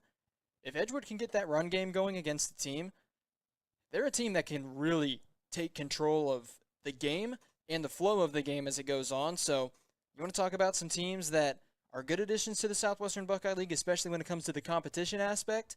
Edgewood and Ross moving to the Southwestern Buckeye League. Those are two teams that, as I mentioned earlier, could cause some fits, but at the end of the day, it's just great competition being added to the conference. And when you take a look at the Southwestern Buckeye Conference, Southwestern Buckeye League, I guess I should say, when you take a look within this conference, they had to move some division opponents around. So Bellbrook, a season ago, they won their division. Now they're in the Southwestern Division, and it's going to be a great battle between them, Edgewood, and I'd even throw Monroe into that mix. We saw Monroe take on Bellbrook a season ago. Matt, you and I were actually there for that call, and that was a magnificent game. It was probably one of, if not the best games we called. Well, I'm not going to say the best games we called last season because we did call that Centerville-Wayne game a season ago. But it was one of the best games that we called all season long. So to see Bellbrook, Monroe, and Edgewood all within the same conference, I think that is going to be a tremendous battle. Then you look and flip up to the top of the page in the Buckeye Division, and right now in the Buckeye Division, there's one team that stands out to me at least, and that's Valley View. Valley View, they went to the state Final Four a season ago. In my opinion, they're my favorites to win that Buckeye Division heading into this season, but don't count out Brookville. Brookville had a very good season a season ago. That is another team, that is another program that could give Valley View fits later on in the season. And yeah, when it comes down to teams to look out for in the Buckeye Division, obviously Brookville, Valley View. The teams that you really got to keep an eye out for, Eaton could also throw a wrench into the mix as well. We've seen how good their defense can be, how good against tough opponents that Eaton defense has been able to play this past few seasons. But I think if there's two teams you really got to keep an eye out for in the Buckeye Conference, it's going to be Brookville. It's going to be Valley View, as you mentioned. Jackson Valley View 13-2 once all was said and done. Brookville 11-2 once all was said and done in the season. So both teams over 10 wins on the year. And then you take a look at the Southwestern Division. You've got to keep an eye out for Bellbrook. They had a great season last year. You got to keep an eye out for Edgewood. We saw how good that running attack can be. You got to keep an eye out for Monroe. And even, I would say, you can't look past Ross as well in the Southwestern Division. There's a lot of teams in that Southwestern Division that you really got to keep an eye out for. And then the one team I didn't talk about, Franklin, they were 3-4 in conference a season ago. So when it comes down to it, that entire Southwestern Conference is going to be, or that entire Southwestern Division, I think it's going to be a dogfight between those five teams. Matt, we mentioned Bellbrook. They won the Southwestern Buckeye League a season ago. Well, they will be squaring off against the winner of the Miami Valley League from a season ago, the Tippecanoe Red Devils. We're going to see the Bellbrook Golden Eagles and the Tippecanoe Red Devils. Tip City, remember, a season ago, made it to their first ever state Final Four appearance. They're going to be back at it again this season, and this is a great team that they are returning. When you take a look at the last time that these two teams met up between Bellbrook and Tip City ended up winning at home 14-10. Now, Tip City, they did lose their star quarterback, Liam Peronsky, who completed just under 70% of his passes a season ago, 25 touchdowns, 5 interceptions. He also rushed for 905 yards last season with 9 touchdowns. Well, obviously, there is a gap at quarterback. You have to fill in for Liam Pronsky. I'm looking for Peyton Schultz to take that next step. Peyton Schultz, I think he's your front runner to take that starting job. He's a senior this season. Last season, in his junior campaign, he did get some varsity time. He went 10 for 12, 113 yards, 2 touchdowns, no interceptions. A very good outing for Peyton Schultz. I do expect with who Tip City is returning around Peyton Schultz, I do expect Peyton Schultz to take that next step, and I'm not saying he's going to become a Liam Pronsky in week 1, because Liam Pronsky was a playmaker for Tippecanoe. It is going to be very tough to replicate his success, but I do think Peyton Schultz is a good option to possibly replicate that success. I do think he's going to take the next step. I do think Peyton Schultz is going to be the guy for Tippecanoe this season. Now, here's one thing that helps out Tip City. They are returning senior running back Xavier Jones, who averaged 5.8 yards per carry a season ago, 23 touchdowns. 23 touchdowns for Xavier Jones, 1,377 yards. They're also returning a tremendous receiving core as well with Evan Leet. Leet, 757 yards on 50 catches, 10 touchdowns. And then you take a look at some of the other guys. Obviously, Xavier Jones out of the backfield put up a very good receiving numbers as well. This Tippecanoe offense is going to be lights out. The question is going to be the defense. Matt, what do you expect for Tip City's defense this season? Do they take a step back? Do they stay consistent? Or do you think they're better than what they were a season ago when they went to the Final Four?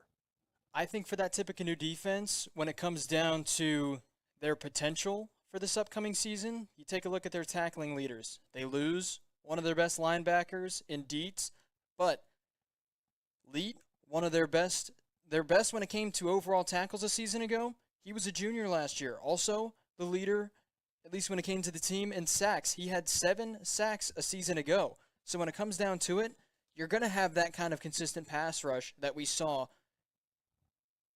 Tippecanoe have a season ago. The question is going to be, is it only going to be Cale Leet that's going to be the one stepping up and making those big plays on the defensive line, or is he going to have another player step up and try to fill the shoes of Josh Dietz, who was the number 2 when it came to tackling? Granted, he was more of a linebacker, but we've seen it in the NFL, we've seen it in college. Just because you're listed as a linebacker doesn't mean you don't play off the edge. That's one thing that if you're this Tippecanoe team, you didn't really have too many flashy stats when it came to the secondary, but you don't really need to have flashy stats when it comes to the secondary. If you don't have the ball being thrown around too much against that secondary and you're not putting up those stats, that goes to show how good the secondary is. The defensive line, that's going to be I wouldn't say huge thing to look out for this Tip City defense this season. It's just going to be, are we going to see Cale Leet continue what he did a season ago? And Matt, one thing, though, with Tip City is that secondary. That may be a question mark heading into the season, because that secondary, they were studs. They were playmakers a season ago. That secondary, they took a hit. They are returning a couple players in that secondary, but when it comes to star power in that secondary, defensive backs, they took a hit. So the question mark heading into the season for Tip City isn't the offense. Like you said, I don't think it's the pass rush. I think it's got to go from the linebackers back to the defensive backs. If that area on the field for Tip City can play out of their minds, out of their league, just like what their team was doing a season ago, this is a Tip City team that I truly, truly believe can find their way back to another MVL title and also back to another deep postseason run. I'm even going to say possibly back to another Final Four appearance. I beg your pardon. I'm mixing my words up.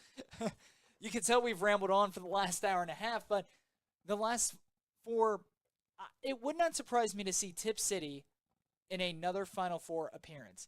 If their quarterback situation pans out, and if the defensive back situation pans out. If that goes to plan, Tip City, that is a team playing in a tough MVL conference. That's a very, very good team, and I do think that is a team that can replicate the success from a season ago. When you take a look at the MVL and you take a look at some of the other teams in it, well, you have Piqua. Piqua's been great over the last couple of years. Troy had a very good season last season. How about Xenia? Undefeated during the regular season. Unfortunately, they were upsetted a season ago by 15 seed Little Miami in the first round of the playoffs. It was an overtime loss. Xenia, though, they're returning a lot after an undefeated regular season, upset in the playoffs. They are going to come back looking for revenge. That Xenia team is out for blood, and the Xenia Buccaneers, at the end of the day, they're going to put up a very good fight in the MVL once again. And yeah, that's one thing, like you mentioned, Jackson, going back to Tip City. A season ago, the reason you don't see too many stats when you look it up on the MVL website, the reason you don't see many stats for the Tippecanoe secondary when it comes to stat leaders in the conference is because teams didn't want to throw the football against them. That's going to be the big question for Tip City this upcoming season. Are we going to see players in that secondary step up to what we saw the caliber of defense in the secondary that Tip City had a season ago? Because if we do, you're not going to see a lot of stat leaders for Tippecanoe on the defensive side, especially in the secondary, on the websites and just looking at the stats, because teams are going to be too afraid to throw it their way. Absolutely. Matt, let's take a break. When we return, we'll talk about the Greater Western Ohio Conference. We're step aside. We'll be back here on the TKDS Sports Network, Fox Sports 980 AM Radio, WONE.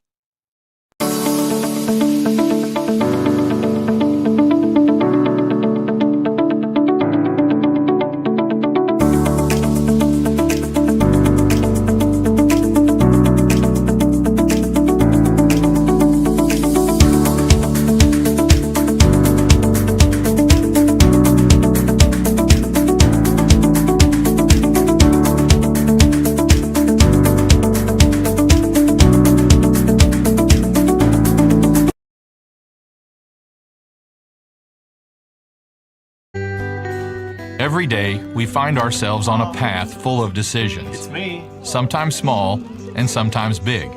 Sometimes alone and sometimes together. At McAfee, everything we do is done with your comfort, health, and convenience in mind. She always wanted the best for you, and now you can rest knowing you've provided the best for her. Breathe easy. Choose McAfee.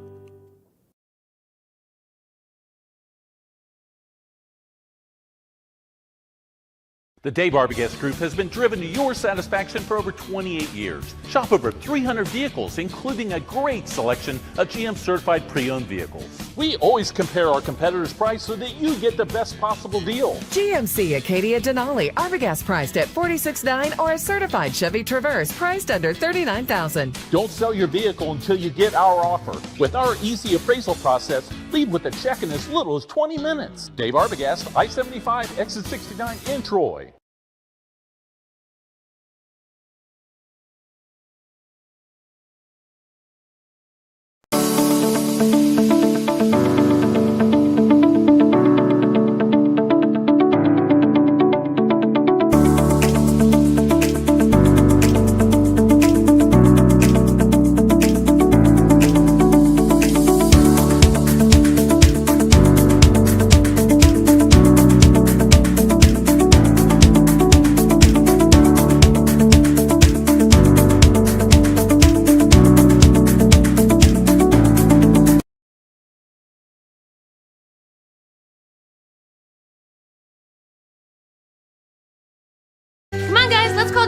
Hi, Daddy. Hi. How you doing? So the furnace is on its last leg, babe, and I just don't know what to do. I wish I could be there to help. Being away is always difficult, but it doesn't mean you can't make decisions together. You can count on us to keep your family comfortable. Hey, buddy, how's it going? When are you coming home? It's gonna be soon. Faster than you know it, I'll be home. Breathe easy. Choose McAfee.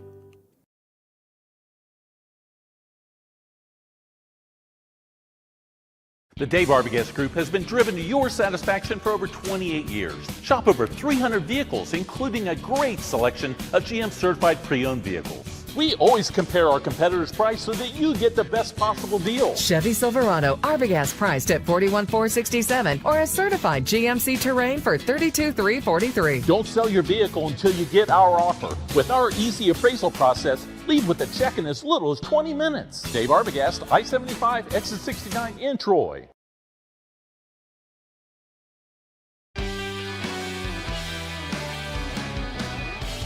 We welcome you back to the TKDS Sports Network, Fox Sports 980 AM Radio, WONE. Jackson Lightcap alongside Matthew Pennington. Let's move on to the Greater Western Ohio Conference. And Matt, I know that this is probably the conference that we are most excited to talk about because last year when it came to the football standings, there were so many teams that were battling it out for top spots. Springfield, they went to back-to-back state championship games. They ended up losing them both to St. Edwards, but the Springfield Wildcats, it's going to be interesting to see who they have take over that quarterback position because remember, 2 years ago they lost Tayshawn Smoot. We questioned who they were going to have quarterback. Well, last season they had Bryce Schaunemeyer, come over and take over for the Springfield Wildcats. He now graduated. It's going to be interesting to see who takes over the reins at the quarterback position in Springfield.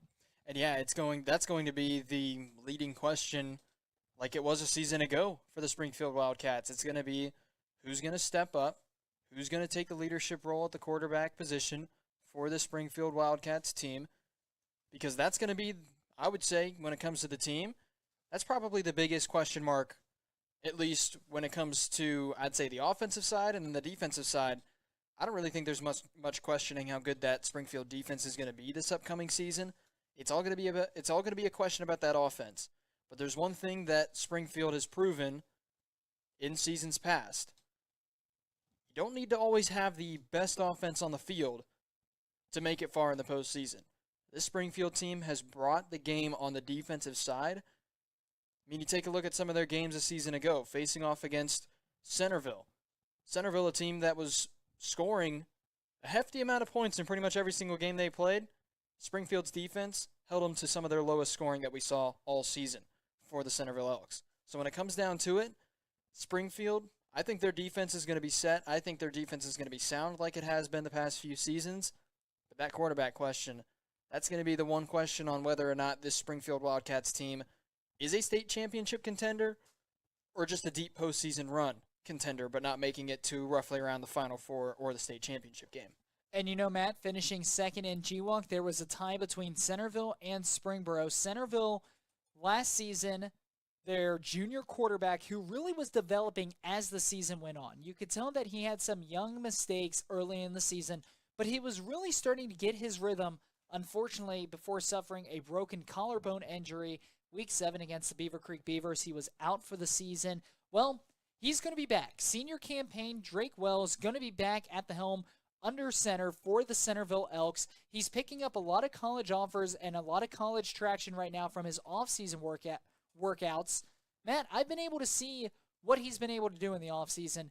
Drake Wells, he's back. He's going to be, in my opinion, the most improved player within the GWAC this season. You pair him with the offense that Centerville has this season, that Centerville offense is going to be lethal. And it's almost a complete 180 than what we saw a season ago with Centerville. Centerville, that strength was the defense. The struggles were the offense. This season, the strength's going to be that offense. With Drake Wells at quarterback, you have Reggie Powers, who can be a slot receiver or running back. Jamar Montgomery, who absolutely stepped up big time last season for the Elks. Bryce Kogel, remember, he tore his ACL the final regular season game against the Wayne Warriors. He's going to be back as tight end. He's another lot of college traction. That offense is going to be lethal for the Elks. Unlike last season, the question mark for Centerville is that defense, because they did lose quite a bit on defense. And yeah, one of those big players that I think he's going to play college baseball next season, Nick Bruder. That is a big piece, not just on the offensive side or the defensive side, for the team as a whole. Nick Bruder was special teams, offense, defense. He was a stud wherever he was on the football field. That's going to be one big player for Centerville that if they start struggling, they're really going to wish they had Nick Bruder. But I don't see that being too big of an issue for the Centerville Elks this season. You also have Soso Poe coming in from Fairmont to the running back room for the Centerville Elks. That's going to be a big piece, especially with Amable Wakalongo moving on, graduating a season ago. So when it comes down to it, the Centerville Elks, I don't think the issue is going to be too much of the offense, especially with the fact that Drake Wells, like you mentioned, he was starting to get some traction. He was figuring out the mistakes he had earlier on in the season. I mean, we had Centerville football games last season. We saw the development and the growth as the season went on. It's just unfortunate that he had a collarbone injury in the first drive against the Beaver Creek Beavers, which, speaking of, he broke his collarbone 3 or 4 plays before the drive even ended, and he stayed in with the broken collarbone. Granted, the drive ended with Amable Wakalongo breaking a run, fumbling it at the 1-yard line, I believe it was.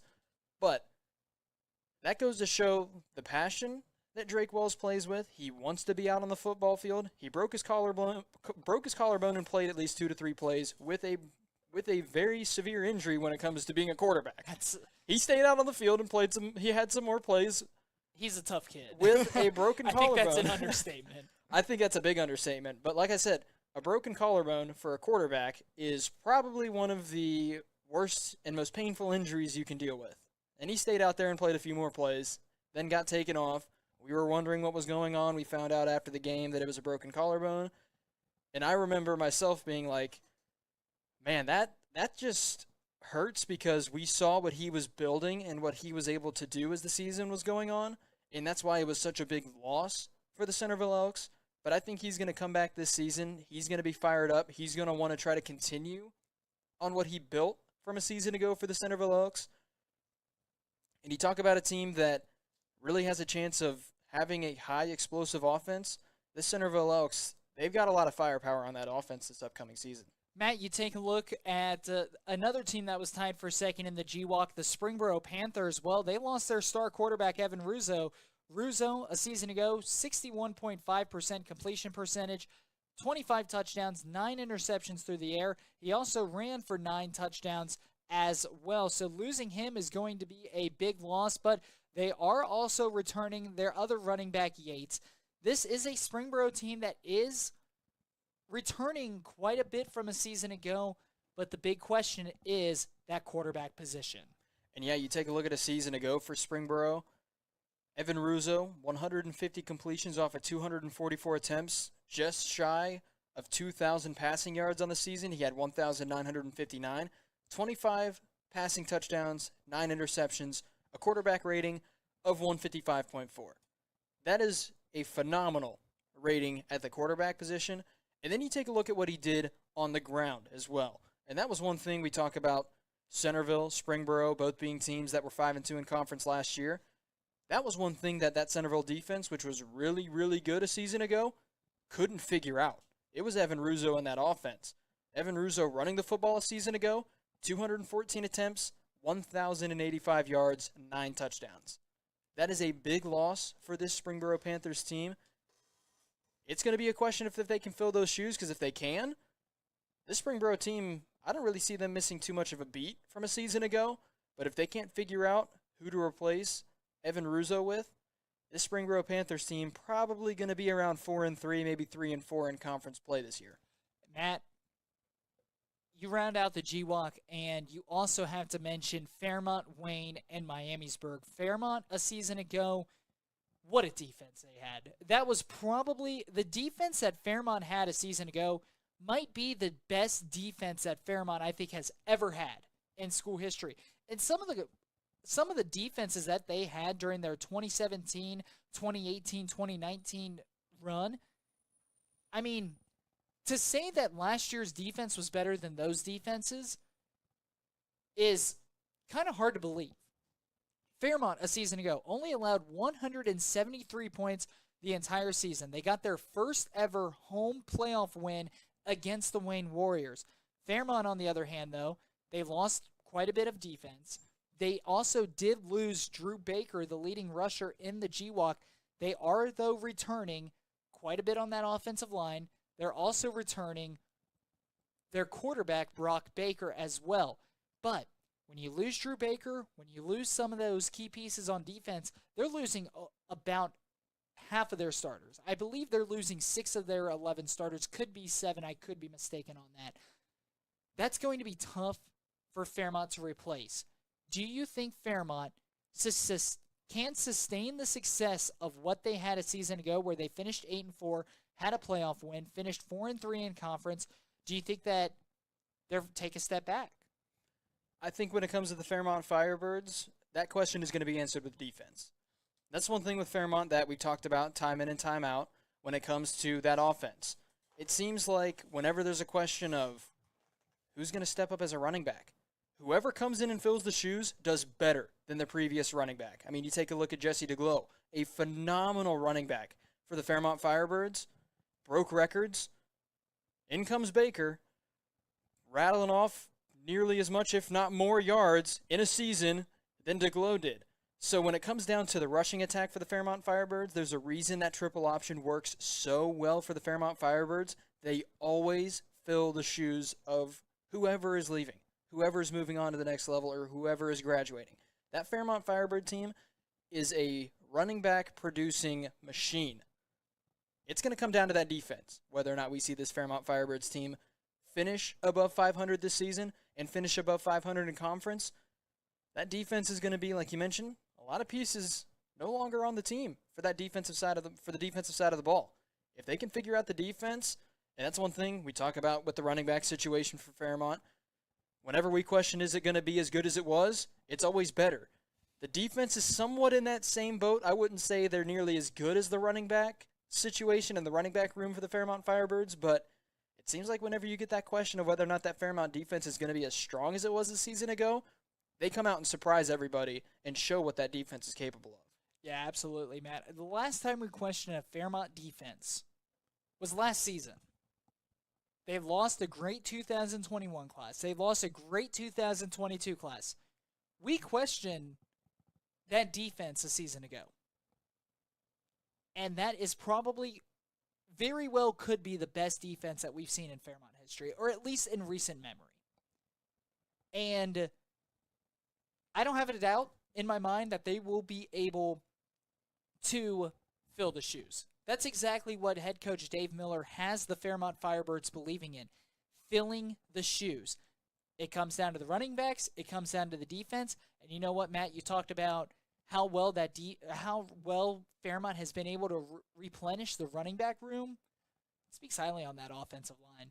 And yeah, like I said, especially when it comes down to running a triple option offense, if you're able to keep reloading at the running back position and being able to continue to produce high caliber running backs, that just goes to show there's a reason that the Fairmont Firebirds are so good while running a triple option offense. You hardly see teams go 8-4 by running the ball 95% of the time. It's tough to see a team be that good and not have a dual threat when it comes to the run game and the pass game with that offense. But that's the other thing that Fairmont does really, really well. You talk about the triple option. They run the ball 95% of the time. The one thing that they're also very, very good at doing, lulling that defense to sleep. And once the defense is fully committed to the run, that's when the Fairmont Firebirds decide to throw the football. And you know, Brock Baker probably has the best arm at the quarterback position that we've seen Dave Miller have at quarterback during his tenure at Kettering Fairmont High School. So that's another thing to keep an eye out on. Matt, we could talk G-Walk all day, but we got to take a break. One thing I will say, though, Wayne, we got to mention them. Tyrell Lewis is going to be heading into his junior year. I'm expecting him to take a huge step. They've lost a lot on defense, but it's the Wayne Warriors. They're going to be great.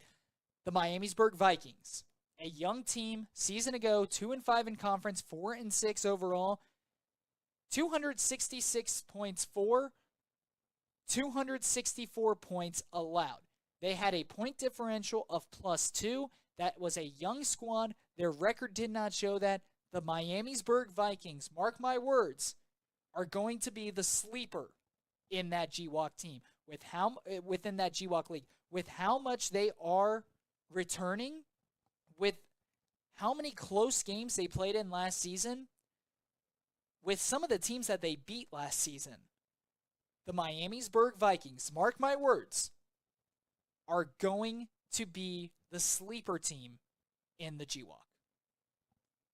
The only question for Miamisburg, and we've talked with some of their coaches before, it's going to be the question of can they get over the hurdles of some of the tougher in-conference opponents.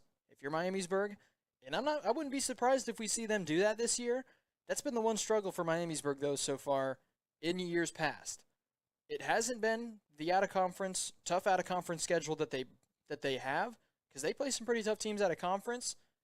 It's all about getting over the hurdle of beating some of their in-conference opponents, and that's the biggest red flag you could say for Miamisburg. But like you said, with how good that team was a season ago, 266 points scored, 264 points allowed in a very, very tough GWAC conference that they ended up finishing 2-5 in. This Miamisburg Vikings team could be knocking on some doors and maybe moving up a little bit in the standings this upcoming season. The question is, can they find a way to produce on offense without Jackson McGowan? That is the question for Miamisburg.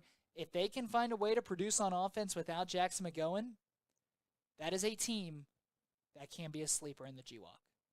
Folks, let's take a break. When we return, we'll talk about the GCL South and the GCL Co-Ed. That's all coming up next here on the TKDS Sports Network, Fox Sports 980 AM Radio, WONE.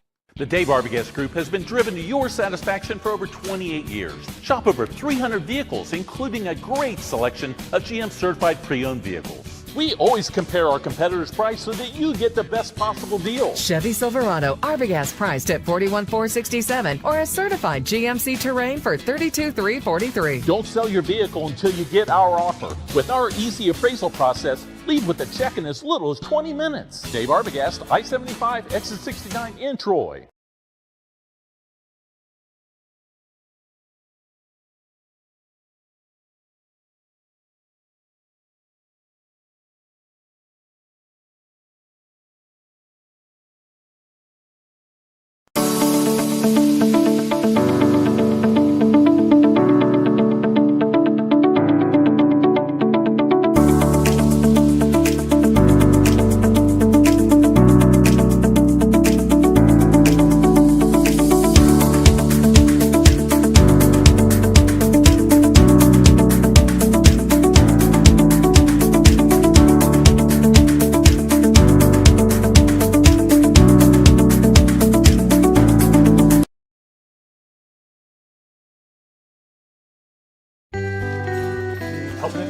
At McAfee, we understand that life doesn't stop when something in your home breaks down. Our customers count on us to be there, ready when they need us. Is there anything else you need from me? No, sir. I have all the information I need. Great, thanks. Just lock the door on the way out. Thank you. Let us get your home up and running again. Breathe easy. Choose McAfee. The Dave Arbogast Group has been driven to your satisfaction for over 28 years. We always compare our competitors' price so that you get the best possible deal. Shop our great selection of Ford certified pre-owned vehicles, as well as many other makes and models. Experience one of Ohio's top-rated Ford dealers, Dave Arbogast. Now is the time to pre-order that new Ford vehicle. At Dave Arbogast Ford, we make it easy. Get started online at arbogastford.com or visit our dealership just off I-75, X69 in Troy.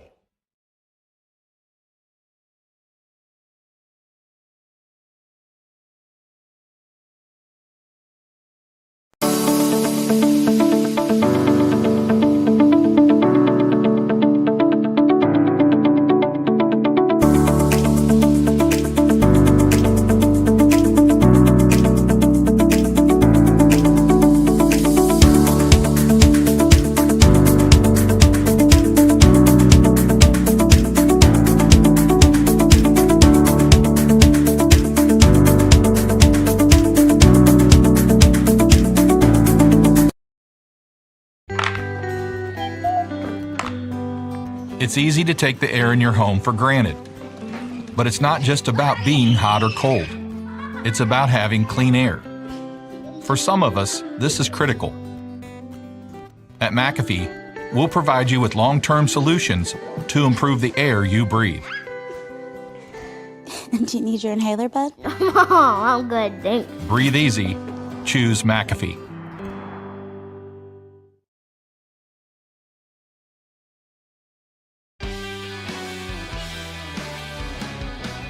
Well, folks, some bad news. Due to time constraints, we are going to save the GCL South, and we are going to talk about the GCL South next week after week 1. Obviously, this goes without saying, the GCL South, probably the most dominant conference outside of the MAC in Southwest Ohio. You have 4 teams: LaSalle, Elder, St. X, Moeller. We're going to touch base on them right now. All of them are good. All of them play great competition. All of them have a chance to win the GCL South this season. Guess we talked about them. Yeah, and what you said is not wrong whatsoever. All teams inside of the GCL South. We speed ran it. All of the teams inside of the GCL South, they are powerhouses down in the Cincinnati area. Absolutely. Let's talk about the GCL Coed, though. GCL Coed, a season ago, Baden was the team to beat. They were undefeated until they lost to Tip City. Tip City, again, they were that team to go on to the Division II State Final Four, and they knocked out Baden on their way. Baden, they lost in the state finals 2 years ago. They got knocked out late in the postseason a season ago. The question comes down to it, Matt. Could this be the Baden Rams season to finally get over that hump and hopefully bring in a state title for themselves? The big question is going to be, are they going to have players step up and fill the shoes of some of the players that they're not going to have on the roster this upcoming year? They do return their starting quarterback, Alex Ritzie, over 2,300 passing yards a season ago. He was a junior last year. But they lose Carter Russo. They lose Braden Moore. When it comes to the running back room, Carter Russo, 1,412 yards a season ago. He's gone. He was a senior last year. Braden Moore, over 1,000 yards receiving. Also, can't put this past him, 4 interceptions on the defensive side as well. Those are 2 big pieces for the Baden Rams that they're going to end up losing coming into this season. But if Alex Ritzie finds some more offensive firepower on his side, this Baden team is just going to get a little bit better on that offensive side than we saw a season ago. Matt, we have about 10 seconds, so short and concise. Is there any team in the GCL Coed that can give Baden this season a run for their money? I don't really see it happening. I think Baden, they're going to reload. I think they're going to be right around where they were a season ago. Alrighty. Well, folks, once again, that will take us to the end of hour number 2 on our show. We are through all the Dayton conferences we want to talk about. We will be continuing this show on the TKDS Sports Network. So once again, TKDS Sports Network, go to any of their social media pages. We are live for 1 more hour with video as we talk about the Cincinnati market and do our game picks and prep week 1 on the TKDS Sports Network. But once again, for those of you listening on Fox Sports 980, that'll conclude the 2-hour show on 980. If you want to watch that hour show, the final hour of this show, we got a lot to talk about. Head on over to TKDS Sports Network. But once again, Matthew Pennington, I'm Jackson Lightcap. Goodbye to 980 WONE. We'll continue on the TKDS Sports Network for the next hour here on Sports Now.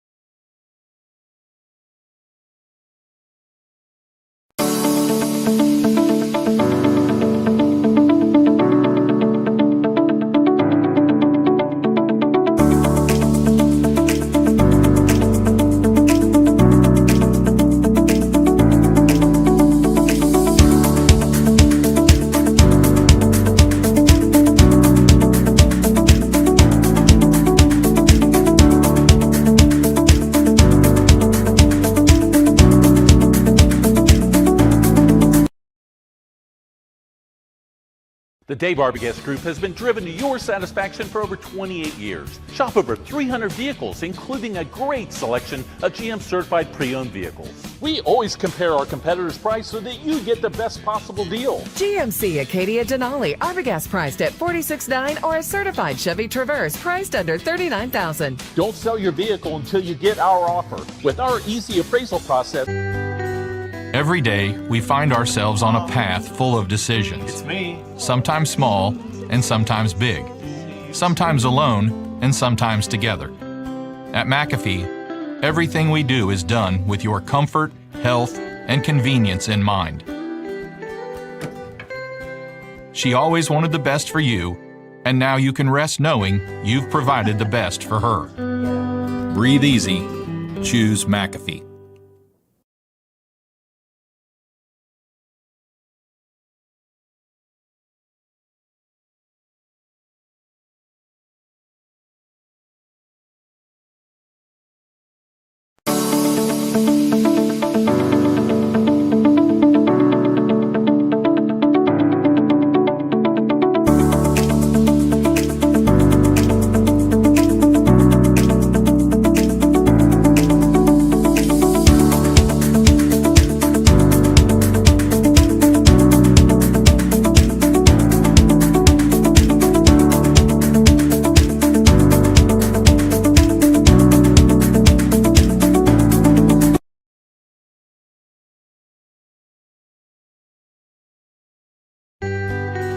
Every day, we find ourselves on a path full of decisions. It's me. Sometimes small and sometimes big.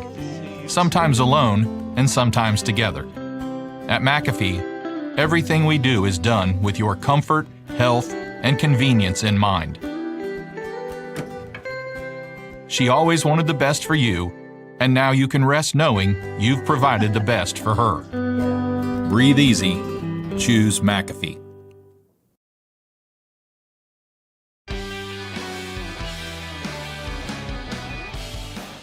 Welcome you back here to the TKDS Sports Network. Jackson Lightcap alongside Matthew Pennington here on our Friday night recap show, our football Saturday morning show, whatever we call it, Sports Now. It's something along those lines. Jackson Lightcap alongside Matthew Pennington.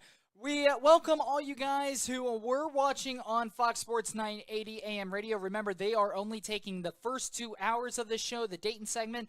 We're going an extra hour farther to talk about Cincinnati. And within this hour, Matt, a fan favorite returns. Week 1, game picks. It's that time of the year. Matt, he's the back-to-back champion. He's won the last 2 seasons. I've come in second the last 2 seasons. And it is about time for game picks. That'll all be coming up at the end of our show. But, Matt, I cannot wait for game picks to come back. I have to take you down this year. I'll say this much. I can't go 0 for 3. Both seasons, I've beaten you by a single game both years. And it's all come down to one game that we chose differently on. Exactly. Last year, it came down to Marion Local versus Kirtland in the state championship game. And the season before, I believe it came down to Springfield Fairmont. Yep. But the one thing you also got to keep in mind, it was a one-game split between the two of us. I think we both had roughly a 65 to 70% correct pick rate. So it was pretty good picks by both of us. It's been 2 years that I've come away 1 point ahead of Jackson once all was said and done. Hoping to go 3 in a row, though. Matt, let's move into our Cincinnati market, and let's start off with the Cincinnati Hills League. Now, one thing we want to mention, we only have about 30 minutes for the Cincinnati market before we have to start prepping next week and do our game picks. So we only have 30 minutes to talk about the Cincinnati market. We are going to talk about the Miami Valley Conference, the Cincinnati Hills League, the Greater Miami Conference, and the Eastern Cincinnati Conference, all within the 30 minutes that we have. The other conferences for Cincinnati that we were not able to touch base on, we are going to be able to touch base on next week, such as the Southwestern Ohio Conference, the Cincinnati Metro Athletic Conference. We're going to be able to touch base on all those conferences heading into next week. But, Matt, let's kick us off. Let's start with the Cincinnati Hills League. What a season ago for the Wyoming Cowboys. But Wyoming Cowboys, unfortunately for them, they lost C.J. Hester, the leading rusher, not just for their team, but he was also a Mr. Football finalist, and he was the leading rusher in all of Southwest Ohio. In fact, to my knowledge, he was the second leading rusher in the state of Ohio behind Lamar Sperling, who ended up winning Mr. Football. And yeah, that's one big piece for this Wyoming Cowboys team, that it doesn't matter how good your offense is going to be this year, not having C.J. Hester in at running back, that is going to be a big, big loss for the Wyoming Cowboys. But that's one thing that we've seen with Wyoming throughout the past couple years. They're a team that's able to reload. I mean, the Wyoming Cowboys, they are losing 3,178 yards of their total offense just on the ground. Just on the ground. That doesn't even equate for what C.J. Hester was able to do when it comes to blocking terms, when it comes to out of the backfield receiving the ball.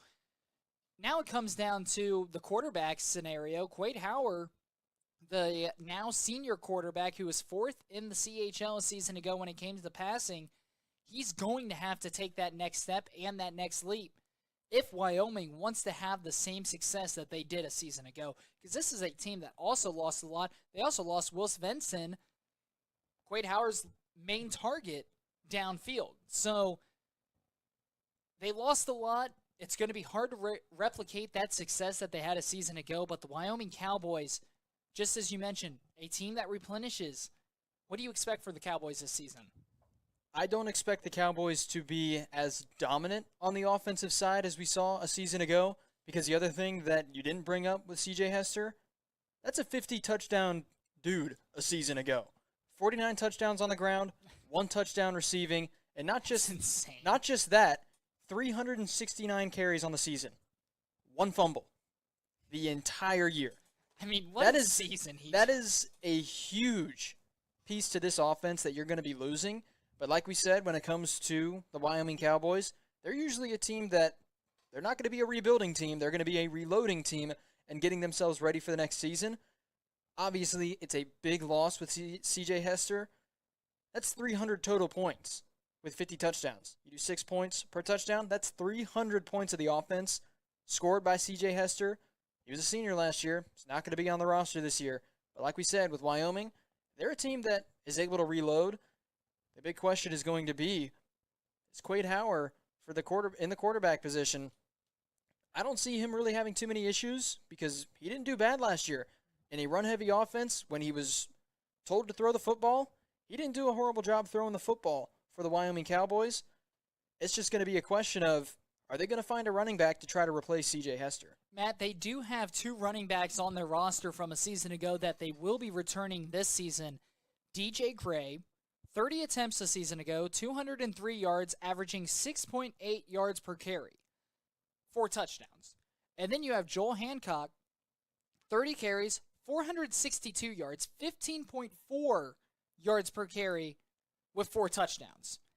It's going to be hard for either of those guys to replicate the success from C.J. Hester, but the Wyoming Cowboys have to be confident and they have to be comfortable that they have both DJ Gray and Joel Hancock who can step into that role, and it would not shock me to see a split backfield role where you see DJ Gray get a percentage of the carries and Joel Hancock get a percentage of the carries, unlike C.J. Hester, who had all of them a season ago. And that's going to be the other thing. You talk about how good that run game was for the Wyoming Cowboys a season ago. The other big question, 7 seniors in that offensive/defensive line room. 7 seniors last year. They've got some players that are able to step up and fill those shoes, but that's going to be another thing that we're going to have to see if Wyoming, if they're going to find a way to replenish it, which, like I've said before, I don't think that's going to be too big of an issue for the Wyoming Cowboys. But 7 seniors in that offensive/defensive line room, moving on, that's going to be another piece to this Wyoming Cowboys team that you're going to hope is able to step up. All the juniors and sophomores in that room, you're going to really hope they can step up this upcoming season. Last season, Madera had a very good year. They finished second in conference, 6-1. They finished 11-2 overall. They lost in round 3 of the playoffs to Valley View. Again, Valley View, that was on their way to a state Final Four appearance. What's your expectations for Madera this season? Do you think that this is a team that once again can hang with the Wyoming Cowboys? I think for Madera this year, they're going to be a team that I would say is going to be able to hang with Wyoming when it comes to overall record and conference record in the conference. I still think Wyoming is going to take the game against Madera in the regular season when those two teams match up against each other. Last year, Wyoming was on the road for their game against Madera, won 23-7. This year, as long as everything pans out, should be a home game for the Wyoming Cowboys this upcoming year against Madera. It's their first conference game on Friday the 8th of September. So when it comes down to it, Wyoming, you've got the home game against one of your toughest opponents you're going to face in conference all season. You take that win, it's your first conference game of the year, as opposed to last year. It was your very last conference game before getting ready for the postseason. This Wyoming Cowboys team can really make a statement in Week 4 against Madera as to who should be on top of the conference. All right, Matt, let's move on to the Miami Valley Conference. And within the Miami Valley Conference, ultimately the main storyline last season in the MVC was Roger Bacon. Roger Bacon, when they entered the Miami Valley Conference back in 2019, between 2019 and 2021, they were 29-6 overall. That was when they had Corey Kiner. That's when they had Logan Huber. Corey Kiner committed to LSU, transferred back to Cincinnati. He's now a UC Bearcat. I'm excited to see him out on the field this season for the Bearcats. But Roger Bacon entered the MVC in 2019. They won the Scarlet Division every single year, 2019, 2020, and 2021. 29-6 overall within those 3 years. You fast forward to 2022, they won the conference, but they were 6-5 overall. In fact, they started off the season, remember, 1-4. This is a Roger Bacon team that we saw struggle out of conference. They were able to win the conference. They have won their division 4 straight years, but finishing 6-5 last season, they lost almost as many games last season than they did the previous 3 seasons. That's a down year for Roger Bacon. They still came out with a conference title. Isn't that crazy? Matt, Roger Bacon, do they get back to what they feel their standard should be this season? I think for Roger Bacon this year, they're going to be better than 6-5. I think for Roger Bacon, I wouldn't say they're going to be a 1 or 2 loss in the regular season team. They very well could be. They could jump right back to where they were. But when it comes to having the type of talent they did when they joined the MVC, and then the complete fall off, yes, they did still win their division, but when it comes to out-of-conference play, they were 1-5. They played Taft, they played Aiken, Newport Central Catholic, Baden, McNicholas, and then against Springfield Shawnee in the postseason, they lost 33-7. In the postseason. That was one thing that we talked about, and I remember talking about it quite a few times. It was one of the main storylines we had on the show last year. Roger Bacon, they're outside looking into the postseason, a team that was one of the top seeds in the postseason the last few years prior, and they were outside looking in for a majority of the midway to later stages of the regular season. Obviously, they kept winning their conference games, so they kept sliding up as other teams that were on the bubble as well were losing. So Roger Bacon was able to slide their way into the playoffs, then lost to Springfield Shawnee 33-7. I think for Roger Bacon this year, I don't see them only winning 6 games. I see them maybe being 7-3 or 8-2 in the regular season. I see them moving forward, but I definitely don't see this Roger Bacon team being 10-0 in the regular season. You know, Matt, another team we want to talk about, how about the come-up of Cincinnati Country Day? Cincinnati Country Day just a couple of years ago, back in 2020, 0-6. And they got demolished in almost every single one of their games.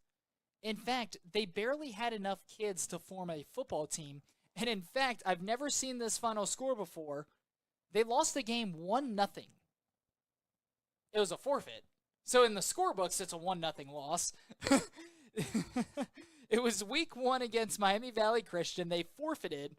So in the books, it's a 1-0 loss, but I've never seen that before. I was going to say, I think the only way you can score a point is, I think it is an insanely weird scenario. It has to be like a blocked field goal that goes into the end zone. The team that is trying to play defense on the kickoff, picks it up, runs it out of the end zone, runs it back into the end zone, and I think it's a 1-point safety. I think that's the only way you can score 1 point in football, and I think it's only ever happened like once or twice in the entire history of football. So I heard 1-0. I was like, there's no way that is the only way one of those teams scored in that game. I look at that algorithm and my mind completely goes calculus, and I don't fare well.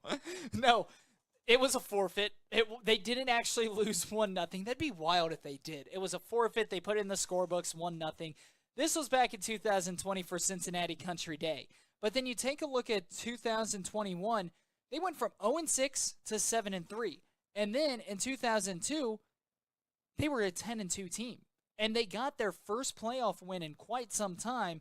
They ended up losing against Tri-Village in the second round of the playoffs. But Cincinnati Country Day won their division in the Miami Valley Conference. And this is a team that could barely even field a team just 2 seasons ago. 0-6, destroyed every single one of their games. Could not field a team. There were multiple games that year where they had too many injuries and they had to forfeit at halftime as well. In fact, Matt, you and I were on a call there for one of their games they had to forfeit at halftime. Cincinnati Country Day, the come-up of that program has been something else. And, Matt, to be honest, I don't think it's crazy to say that success is going to continue into this season. And yeah, especially with, like you mentioned, only a few seasons ago, 0-6, only 37 points scored by the offense in that 0-6 season. You take a look at last year, 2022, 394 points scored by that offense. Cincinnati Country Day, I think when it comes to conference standings in the Gray Division, I think they're here to stay.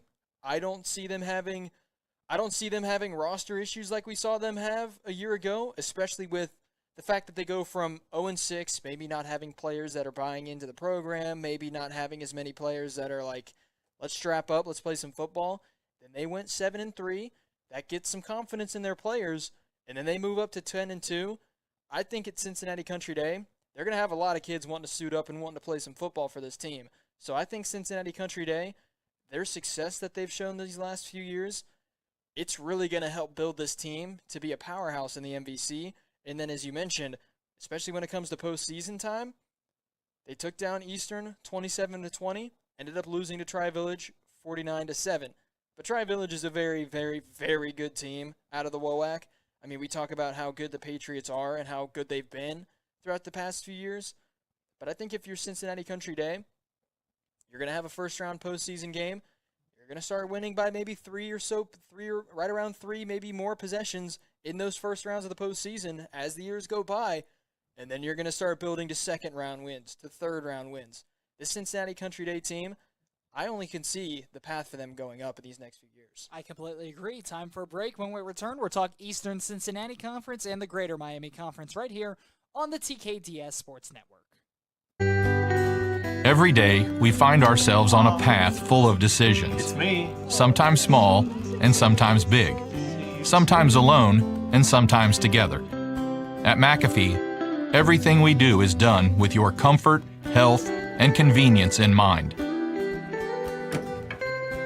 She always wanted the best for you, and now you can rest knowing you've provided the best for her. Breathe easy.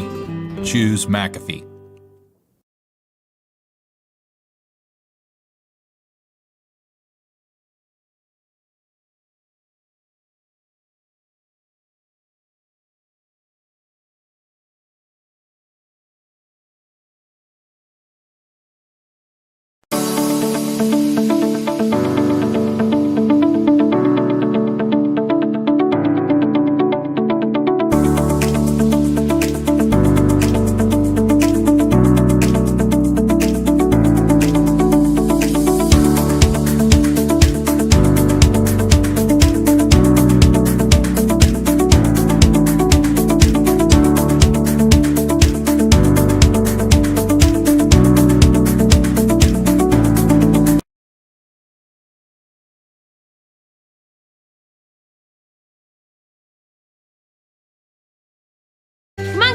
call Daddy. Hi, Daddy. Hi! How you doing? So the furnace is on its last leg, babe. And I just don't know what to do. I wish I could be there to help. Being away is always difficult, but it doesn't mean you can't make decisions together. You can count on us to keep your family comfortable. Hey, buddy, how's it going? When are you coming home? It's gonna be soon. Faster than you know it, I'll be home. Breathe easy. Choose McAfee.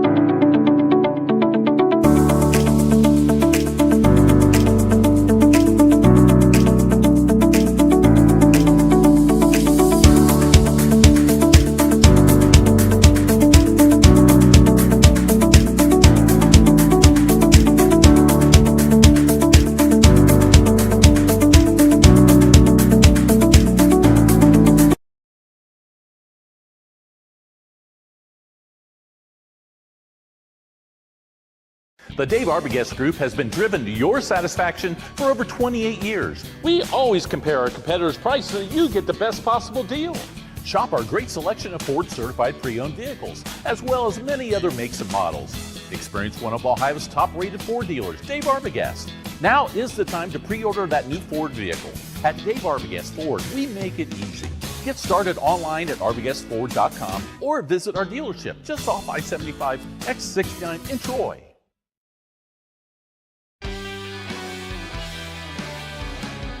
The TKDS Sports Network is brought to you by McAfee Heating and Air and Dave Arbogast. Thank you for all the things that you guys do for us here on the TKDS Sports Network.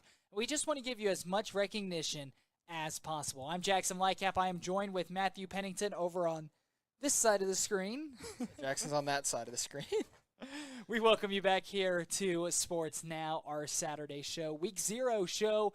Week 1, it all starts this upcoming Thursday. Make sure to stay tuned to our game pick segment. That's coming up in the next 40 minutes. I had to check the time. Let's move on, Matt. Well, we're going to start off with the Eastern Cincinnati Conference, and the Eastern Cincinnati Conference is one of, if not, I'm just going to say one of, because there is a lot of Cincinnati conferences that are so exciting to watch. Eastern Cincinnati Conference is one of my favorites to talk about, and it's because of the rivalries you have within that conference, especially between Kings and Winton Woods. That rivalry comes to mind when you think rivalries in the ECC. Not just that, but when you take a look at the firepower that a lot of these teams bring to the table when it comes to football, I mean, you take a look at Winton Woods Kings. That a matchup that throughout the past few years, it has been back and forth between Winton Woods and Kings for the top of the ECC. And then you take a look at one of the teams that, from a season ago, started off a little bit slow, but when it came to the postseason, I mean, you take a look at going into the postseason. The Anderson Raptors, 5-5, made it 4 rounds into the postseason. They took down Troy, they took down Little Miami, they took down Edgewood, and then ended up only losing to an in-conference opponent, the Kings Knights, 46-42. So when you take a look at all these teams, how much firepower that a lot of these teams bring to the table, the fight that we're going to see inside the ECC when it comes to who's going to stand on top once all is said and done, I think if there's a conference in the Cincinnati area you want to keep an eye out for this season, and I mean, I think it's been safe to say this for the past couple years for the Cincinnati area, if you got a conference you want to keep an eye out for and you want to really keep track of and see what's going on, the ECC is a conference that is going to turn a lot of heads, and you've got to keep an eye out for it because you take a look at some of these teams, another team that we talked about last year that their record wasn't so good. But you also got to take a look at the games they played. The Lebanon Warriors, last year, only 4-7 overall. 4-7. Not that good of a record. You take a look at their losses on the year, 5 losses by 1 possession. that goes to show that this Lebanon team, who sat in 6th overall in the ECC from a season ago, it goes to show the depth of how good these teams are in the Eastern Cincinnati Conference. When you have the team sitting in 6th in your conference, ended up going 4-5 in conference, losing 5 of their games by 1 possession or less. And that's another thing that we're going to talk about probably. This Lebanon Warriors team, don't be surprised if they turn those 1 possession losses into wins this next season. I definitely think the Lebanon Warriors team this season is going to be much more of a seasoned and experienced team, and I do think that we will see them fighting for a top spot within this very tough ECC conference. Remember, last season they had a new coach. You usually have a gap year with a new coach. That's almost always a given. We take a look at Fairmont with Dave Miller's first year. Dave Miller went 1-9 in his first year. The next 2 years, they found themselves in the playoffs. So that's one thing that we've seen at the high school level. Here's another example. Zach Taylor. Zach Taylor was 6-25-1 in his first 2 years as the Cincinnati Bengals head coach. Year 3, he's in the Super Bowl. Year 4, he's in the AFC Championship. You have a gap year to install that culture. That's exactly what Lebanon went through last season. The coach is returning. A lot of those players are returning. Those players are bought in. They now are comfortable with the system, or at least they should be. Lebanon Warriors are going to turn some heads this upcoming season. Matt, one thing I want to talk about, though, is the 3 teams we saw at the very top of the ECC last season.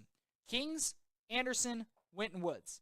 Anderson, well, they ended up losing Griffin Scalf, their quarterback. They also ended up losing Santos Alvarez, their leading receiver. And I believe they also, actually, no, I beg your pardon, they are returning their running back, Brody Berg. But Anderson, they lost a lot. They lost a ton. Kings, on the other hand, they lost more. They lost Will Coker, their quarterback, leading quarterback in the ECC, 4,741 yards a season ago. They ended up losing Michael Musari, leading receiver in the ECC, 1,750 yards.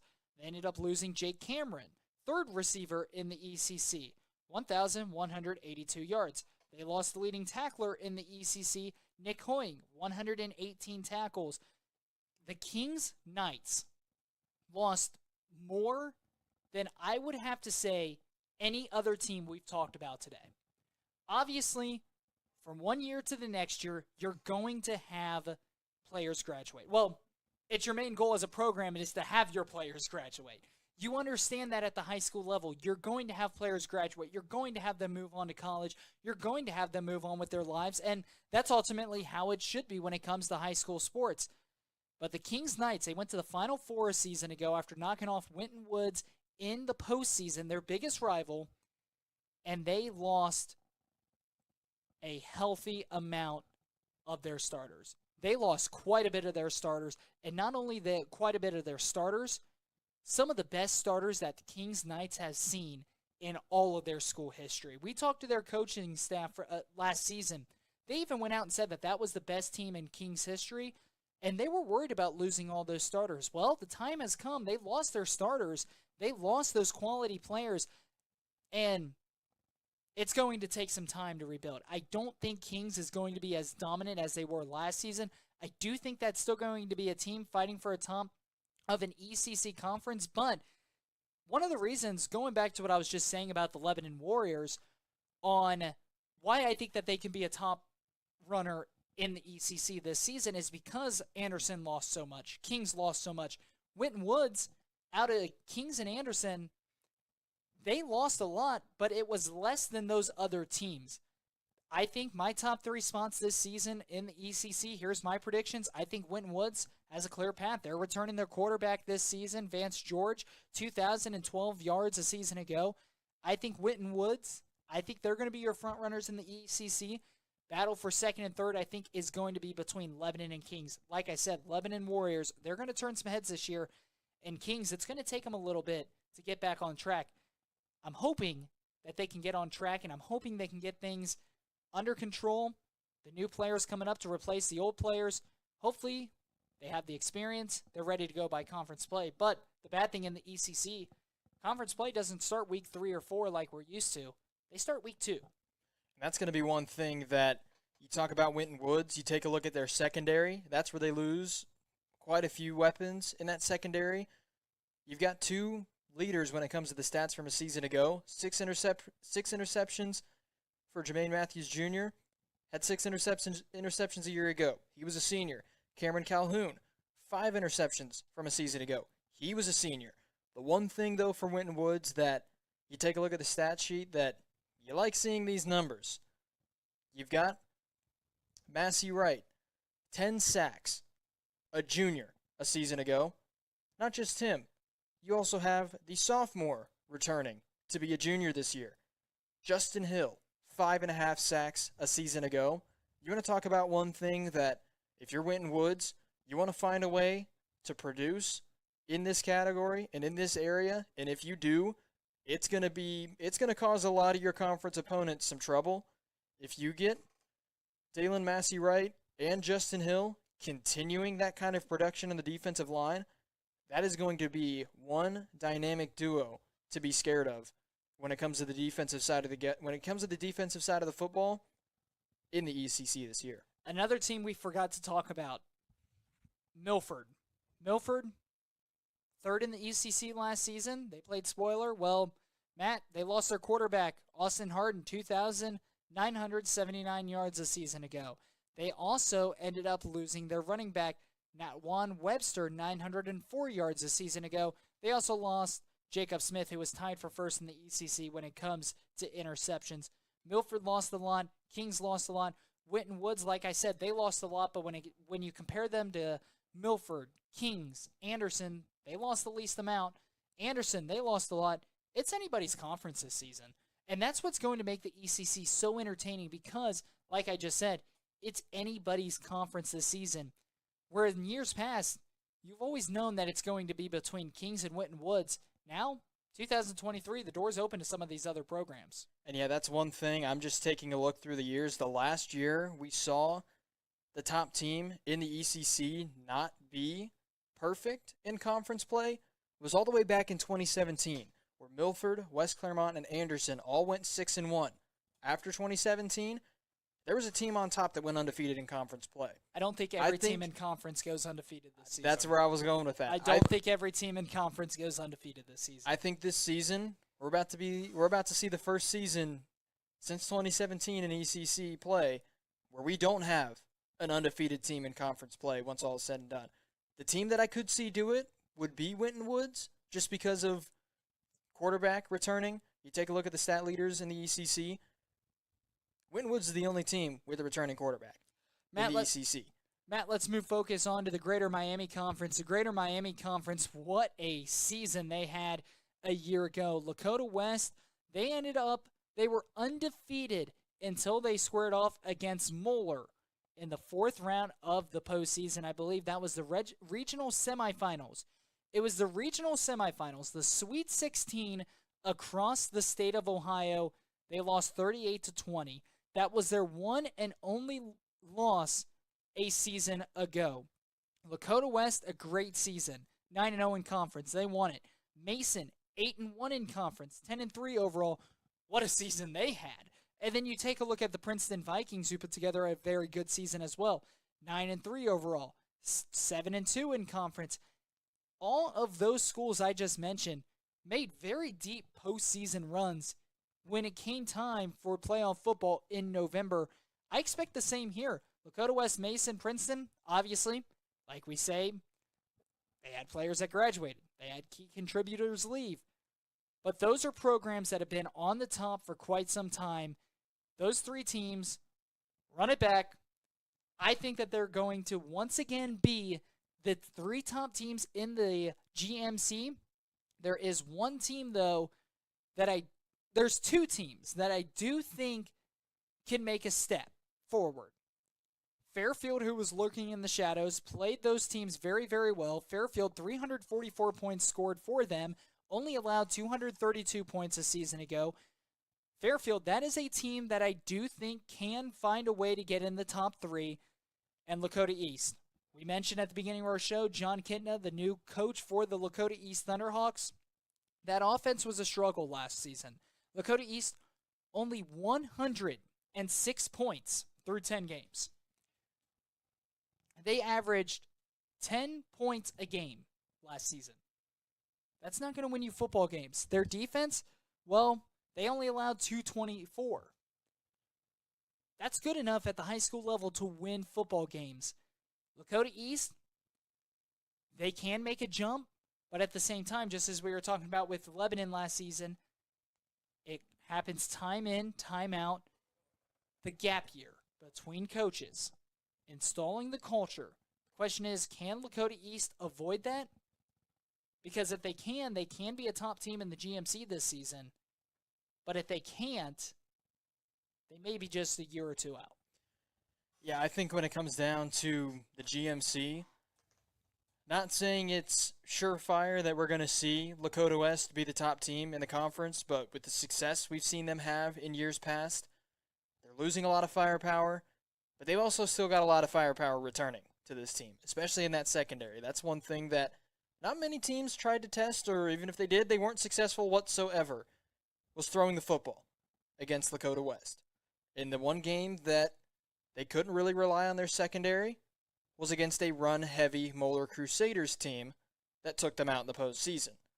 That was one of the games that, for Lakota West, if you're facing off against a very, very dominant run-heavy team like we saw with Moeller last year, if you've got a lights-out secondary, they're going to have an impact, but nowhere near as big of an impact as they're usually going to have in games like, say, against in-conference opponents like Fairfield, like Mason, like Princeton, teams that like throwing the football a little bit more.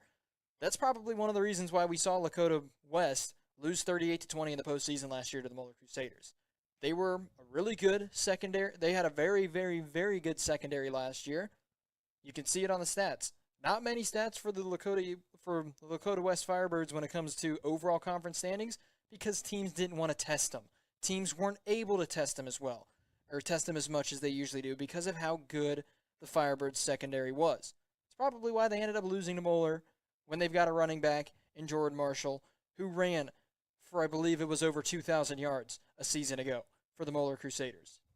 He's returning as well this year for Moeller. So when it comes down to it, if you're Lakota West, not saying you're going to be two trains running full steam into each other against the Moeller Crusaders again in the postseason, but if you do, you better find a way to stop Marshall for Moeller, because if not, you're going to have some issues in the postseason.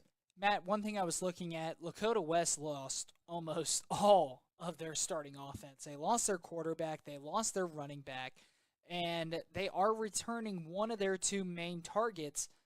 But at the same time, when you have a senior-led team, that helps you out heading into the next year because a lot of these players that we're going to see on varsity, yes, they haven't played varsity yet, but they've had the experience on JV, and they've dominated the JV level. Therefore, all they know what to do is win. Matt, another topic real quick before we take a small little break. Talon Fisher, he's going to be entering his senior campaign for Fairfield. 1,386 passing yards a season ago, 1,566 rushing yards a season ago. Fairfield was on the bubble of a top 3 finish in the GMC. With him returning for his senior campaign, out of Lakota West, Princeton, and Mason and Fairfield has the only returning quarterback. That gives them a leg up on the rest of the competition. Oh, for sure, especially when Talon Fisher is able to throw for just under 1,400 yards on the season and then be, as the quarterback, the leading rusher in the entire conference. That's going to be one big weapon for Fairfield returning this next season, and he's going to be a player that doesn't matter how good you are in the GMC, you've got to keep an eye out for him. One last thing, I'd like to correct myself. Jordan Marshall had 1,951 rushing yards a season ago, 49 shy of the 2,000 yards I said he had.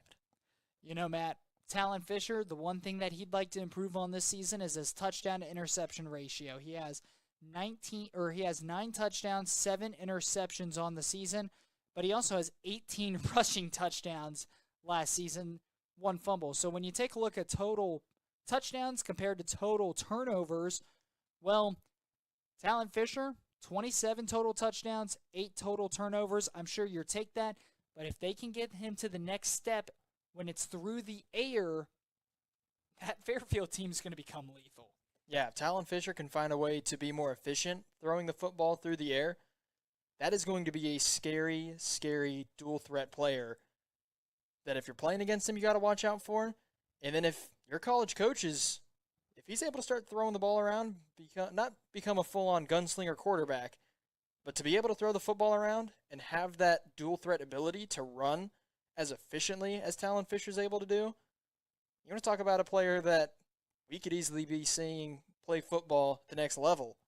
If he can get the passing situation under wraps, which I can easily see that being the case, Talon Fisher is definitely a top talent in the Cincinnati area. I completely agree. Time for a break, and when we return, folks, a fan favorite returns. It's time for Week 1 Game Picks. We'll be back on the TKDS Sports Network. The Dave Arbogast Group has been driven to your satisfaction for over 28 years. We always compare our competitors' price so that you get the best possible deal. Shop our great selection of Ford-certified pre-owned vehicles, as well as many other makes and models. Experience one of Ohio's top-rated Ford dealers, Dave Arbogast. Now is the time to pre-order that new Ford vehicle. At Dave Arbogast Ford, we make it easy. Get started online at arbogastford.com or visit our dealership just off I-75 X69 in Troy.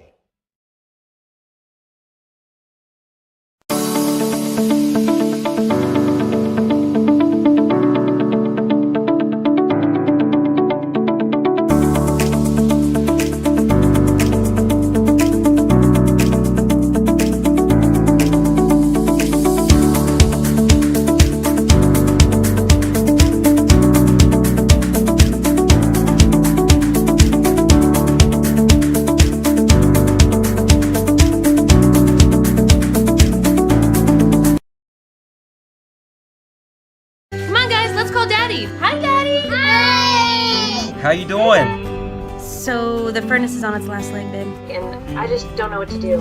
I wish I could be there to help. Being away is always difficult, but it doesn't mean you can't make decisions together. You can count on us to keep your family comfortable. Hey, buddy, how's it going? When are you coming home? It's gonna be soon. Faster than you know it, I'll be home. Breathe easy. Choose McAfee.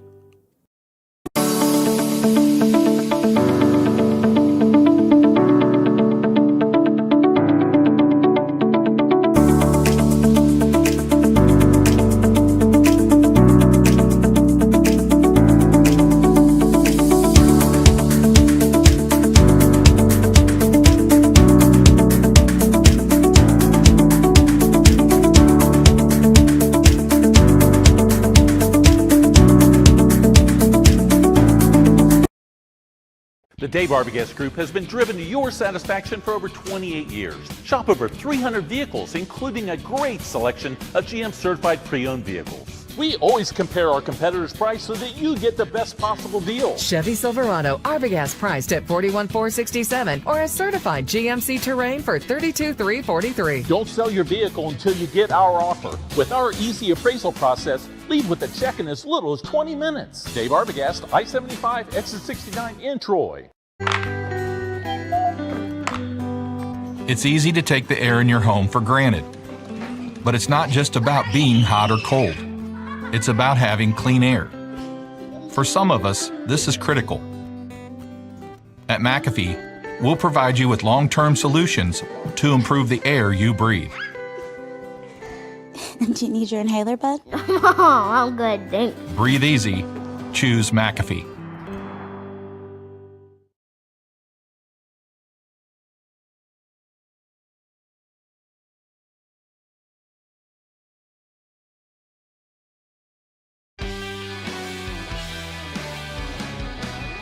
We welcome you back here to the TKDS Sports Network. Jackson Lightcap alongside Matthew Pennington. Matt, you know we're on camera now. They can see you bobbing your head. Well, I don't care that much, honestly. I like the intro music, and I've been, even when we didn't have camera, I was still bobbing my head whenever it was playing. So in all honesty, don't really care that much. I enjoy the music, so I'm gonna bob my head to it whenever I feel like I should.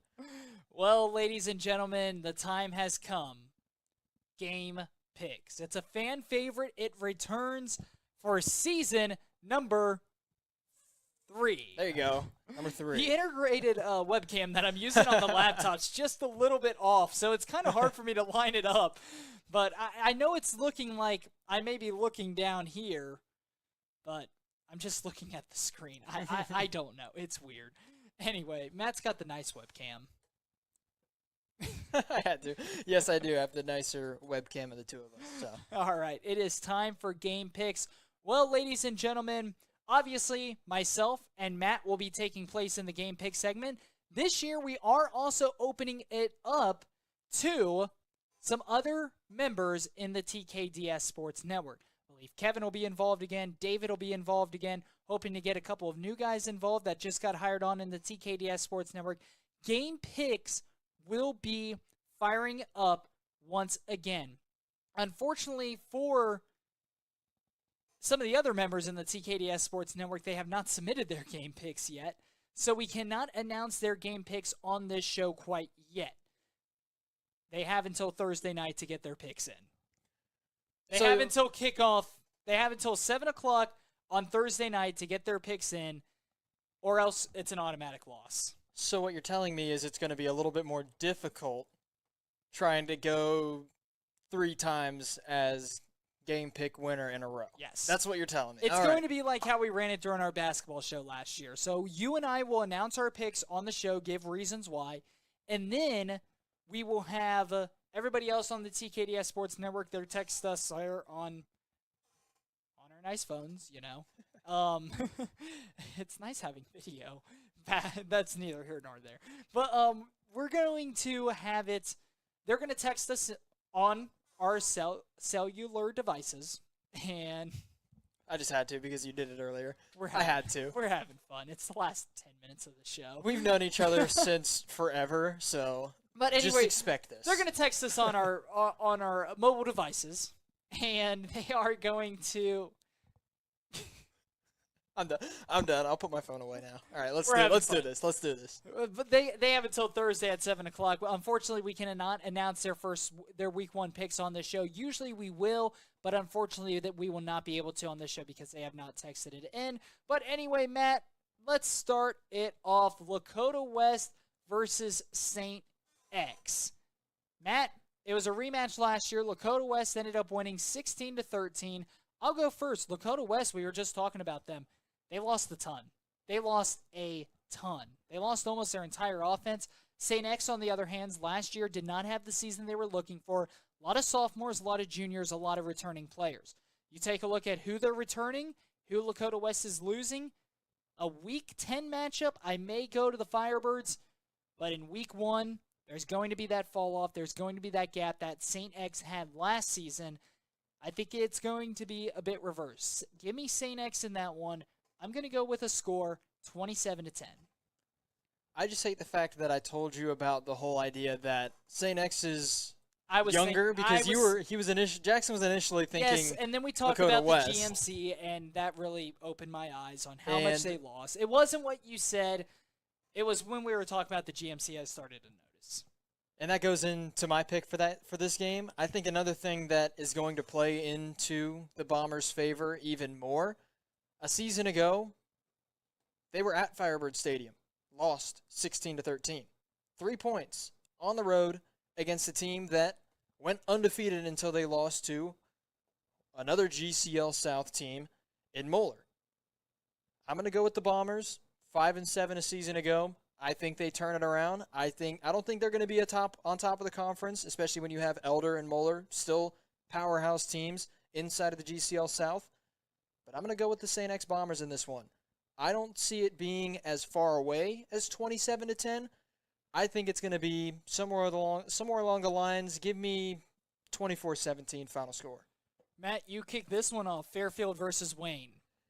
Fairfield versus Wayne. This one, that's a tough one. This was the biggest toss-up that I had when it came down to who I think is going to come away with it and who I think has the best chance of coming away with it. But give me Fairfield. Talon Fisher, we talked about how efficient he was running the football for Fairfield a season ago. I think he continues those numbers. I also think he improves when it comes to throwing the football around as well for Fairfield. For Wayne, you've also got a really good returning quarterback for your team. But I think Fairfield, I think they're going to have the Wayne Warriors number this year. I'm going to go with Fairfield. Jackson, who do you got? I'm going to have to go with Fairfield as well. When it comes to Fairfield, I really, really like what they were able to bring to the table. First off, they took down Wayne a season ago. They won it 41-24. Wayne, I think, has improved, but so has Fairfield. Fairfield and Talon Fisher ran all over the Wayne Warriors in that Week 1 matchup a season ago. Last season, I went with Wayne. This season, I'm not making the mistake. I'm going with Fairfield because Talon Fisher, what he was able to do against Wayne last season and how that game went last season. Both teams have improved. Give me Fairfield, though, in that one.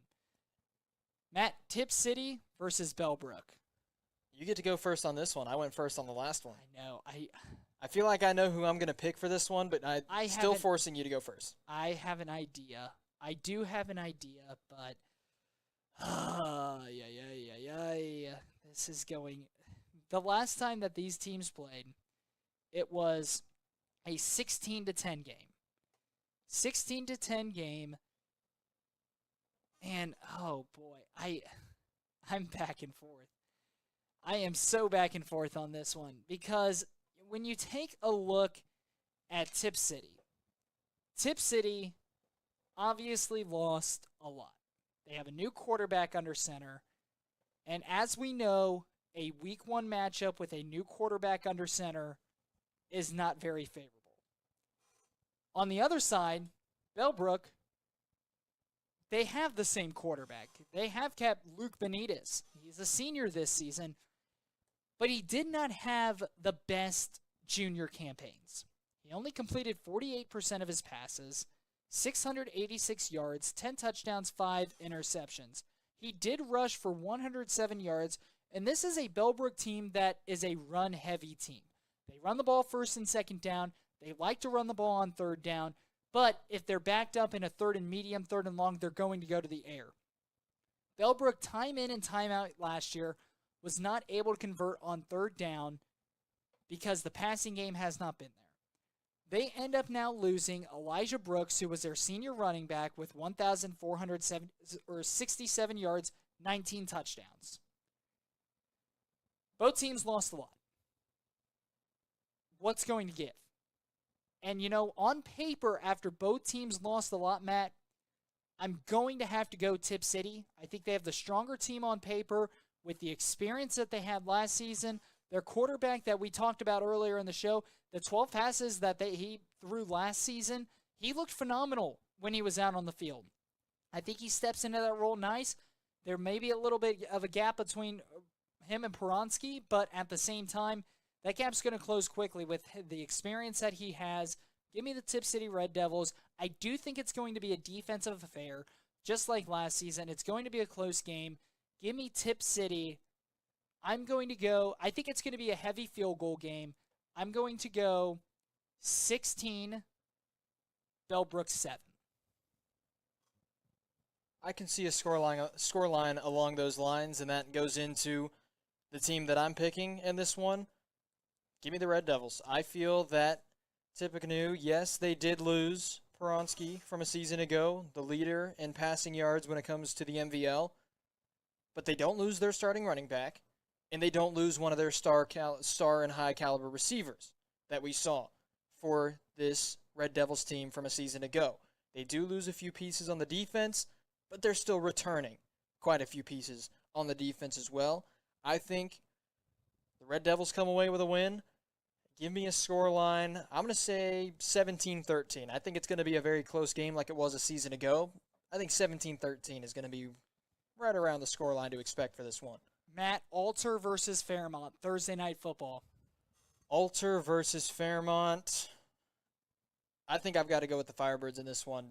Fairmont, yes, they're losing a decent chunk of their defense. But we had questions about their defense a season ago. They went 8-4. They're losing a couple pieces to the offensive side when it comes to the running back, room. But as I mentioned earlier on the show, when it comes to the running back room for the Fairmont Firebirds, it seems like whenever there's a question, whenever there's doubt on whether or not the Fairmont Firebirds are going to have issues with them when it comes to the running back room, someone steps up and does better than the room before and does better than the running backs that the Fairmont Firebirds had before. I'm going to go with the Fairmont Firebirds over the Alter Knights. It's going to be a close game. I think it's going to be too close to try to predict a score, but I don't think it's going to be beyond a one-possession game. Matt, in the 2000s and 2010s, Alter went on a 16-year winning streak against the Fairmont Firebirds, Battle of Kettering. In those 16 years, there were times Fairmont had, on paper, the better roster, but it came down to a mental game, and that was Alter always beat Fairmont. It came down to mentality. You see, it seems like the tides have shifted. Fairmont, in their last 5 times playing the Alter Knights, has beaten them 4 out of the last 5 times. Alter returned a bunch from a season ago. A team that got better as the season went on. Fairmont lost a bunch. On paper right now, I think the Alter Knights have a better roster. On paper right now, I think the Alter Knights should win this game, but I think it comes down to mentality, and I think it comes down to what Coach Miller has taught the Fairmont Firebirds, attitude and effort. I think Fairmont will come in to Roush Stadium and will win Thursday night against the Alter Knights. It's going to be a close game. I'm going to go 17-16, game-winning field goal. I think it's going to be a great game. I think it's going to be a close game. And again, Matt, I just think it comes down to a mentality standpoint right now for the Fairmont Firebirds. On paper, Alter, they have more returners. They have all the keys to win this game. But Fairmont has won 4 out of the last 5, and last season, they made Alter look like fools out on the field. I'm not going to say it's the same thing. I think it's going to be a close game, but I do think Fairmont edges it out. Matt, we only have about another minute, so keep this one quick. Lebanon, Springboro, my turn to start. Give me the Lebanon Warriors. Lebanon, they lost 5 one-possession games last season. We mentioned that they're going to be better this season. Springboro, they lost their quarterback, Evan Ruzzo. That's really the selling point for me. Give me Lebanon in that one, 21-10. I'm going to go with the Lebanon Warriors as well. As you mentioned, 5 of their 7 losses a season ago came down to 1 possession. And not just that, Springboro lost the biggest piece to their offense from a season ago. It doesn't line up better for Lebanon to come away victorious in this game against Springboro. Give me the Lebanon Warriors, 24-13 final score. Alrighty, and that will do it for our first Saturday show. Folks, thank you for tuning in on the TKDS Sports Network, and if you were watching or listening earlier on Fox Sports 980 AM Radio WONE, we'll be back next Saturday from 8 a.m. to 11 a.m. to talk about Week 1. We'll have scores, recap, and some coaches' interviews right here on the TKDS Sports Network or Fox Sports 980. Brought to you by Dave Arbogast and McAfee Heating and Air alongside Matthew Pennington. I'm Jackson Lightcap. Thank you for tuning in, and make sure to watch our Monday show from 4 to 5 p.m. right here on TKDS Sports Network. Until then, we hope that you have a great weekend, and we will see you next week for Week 1 action.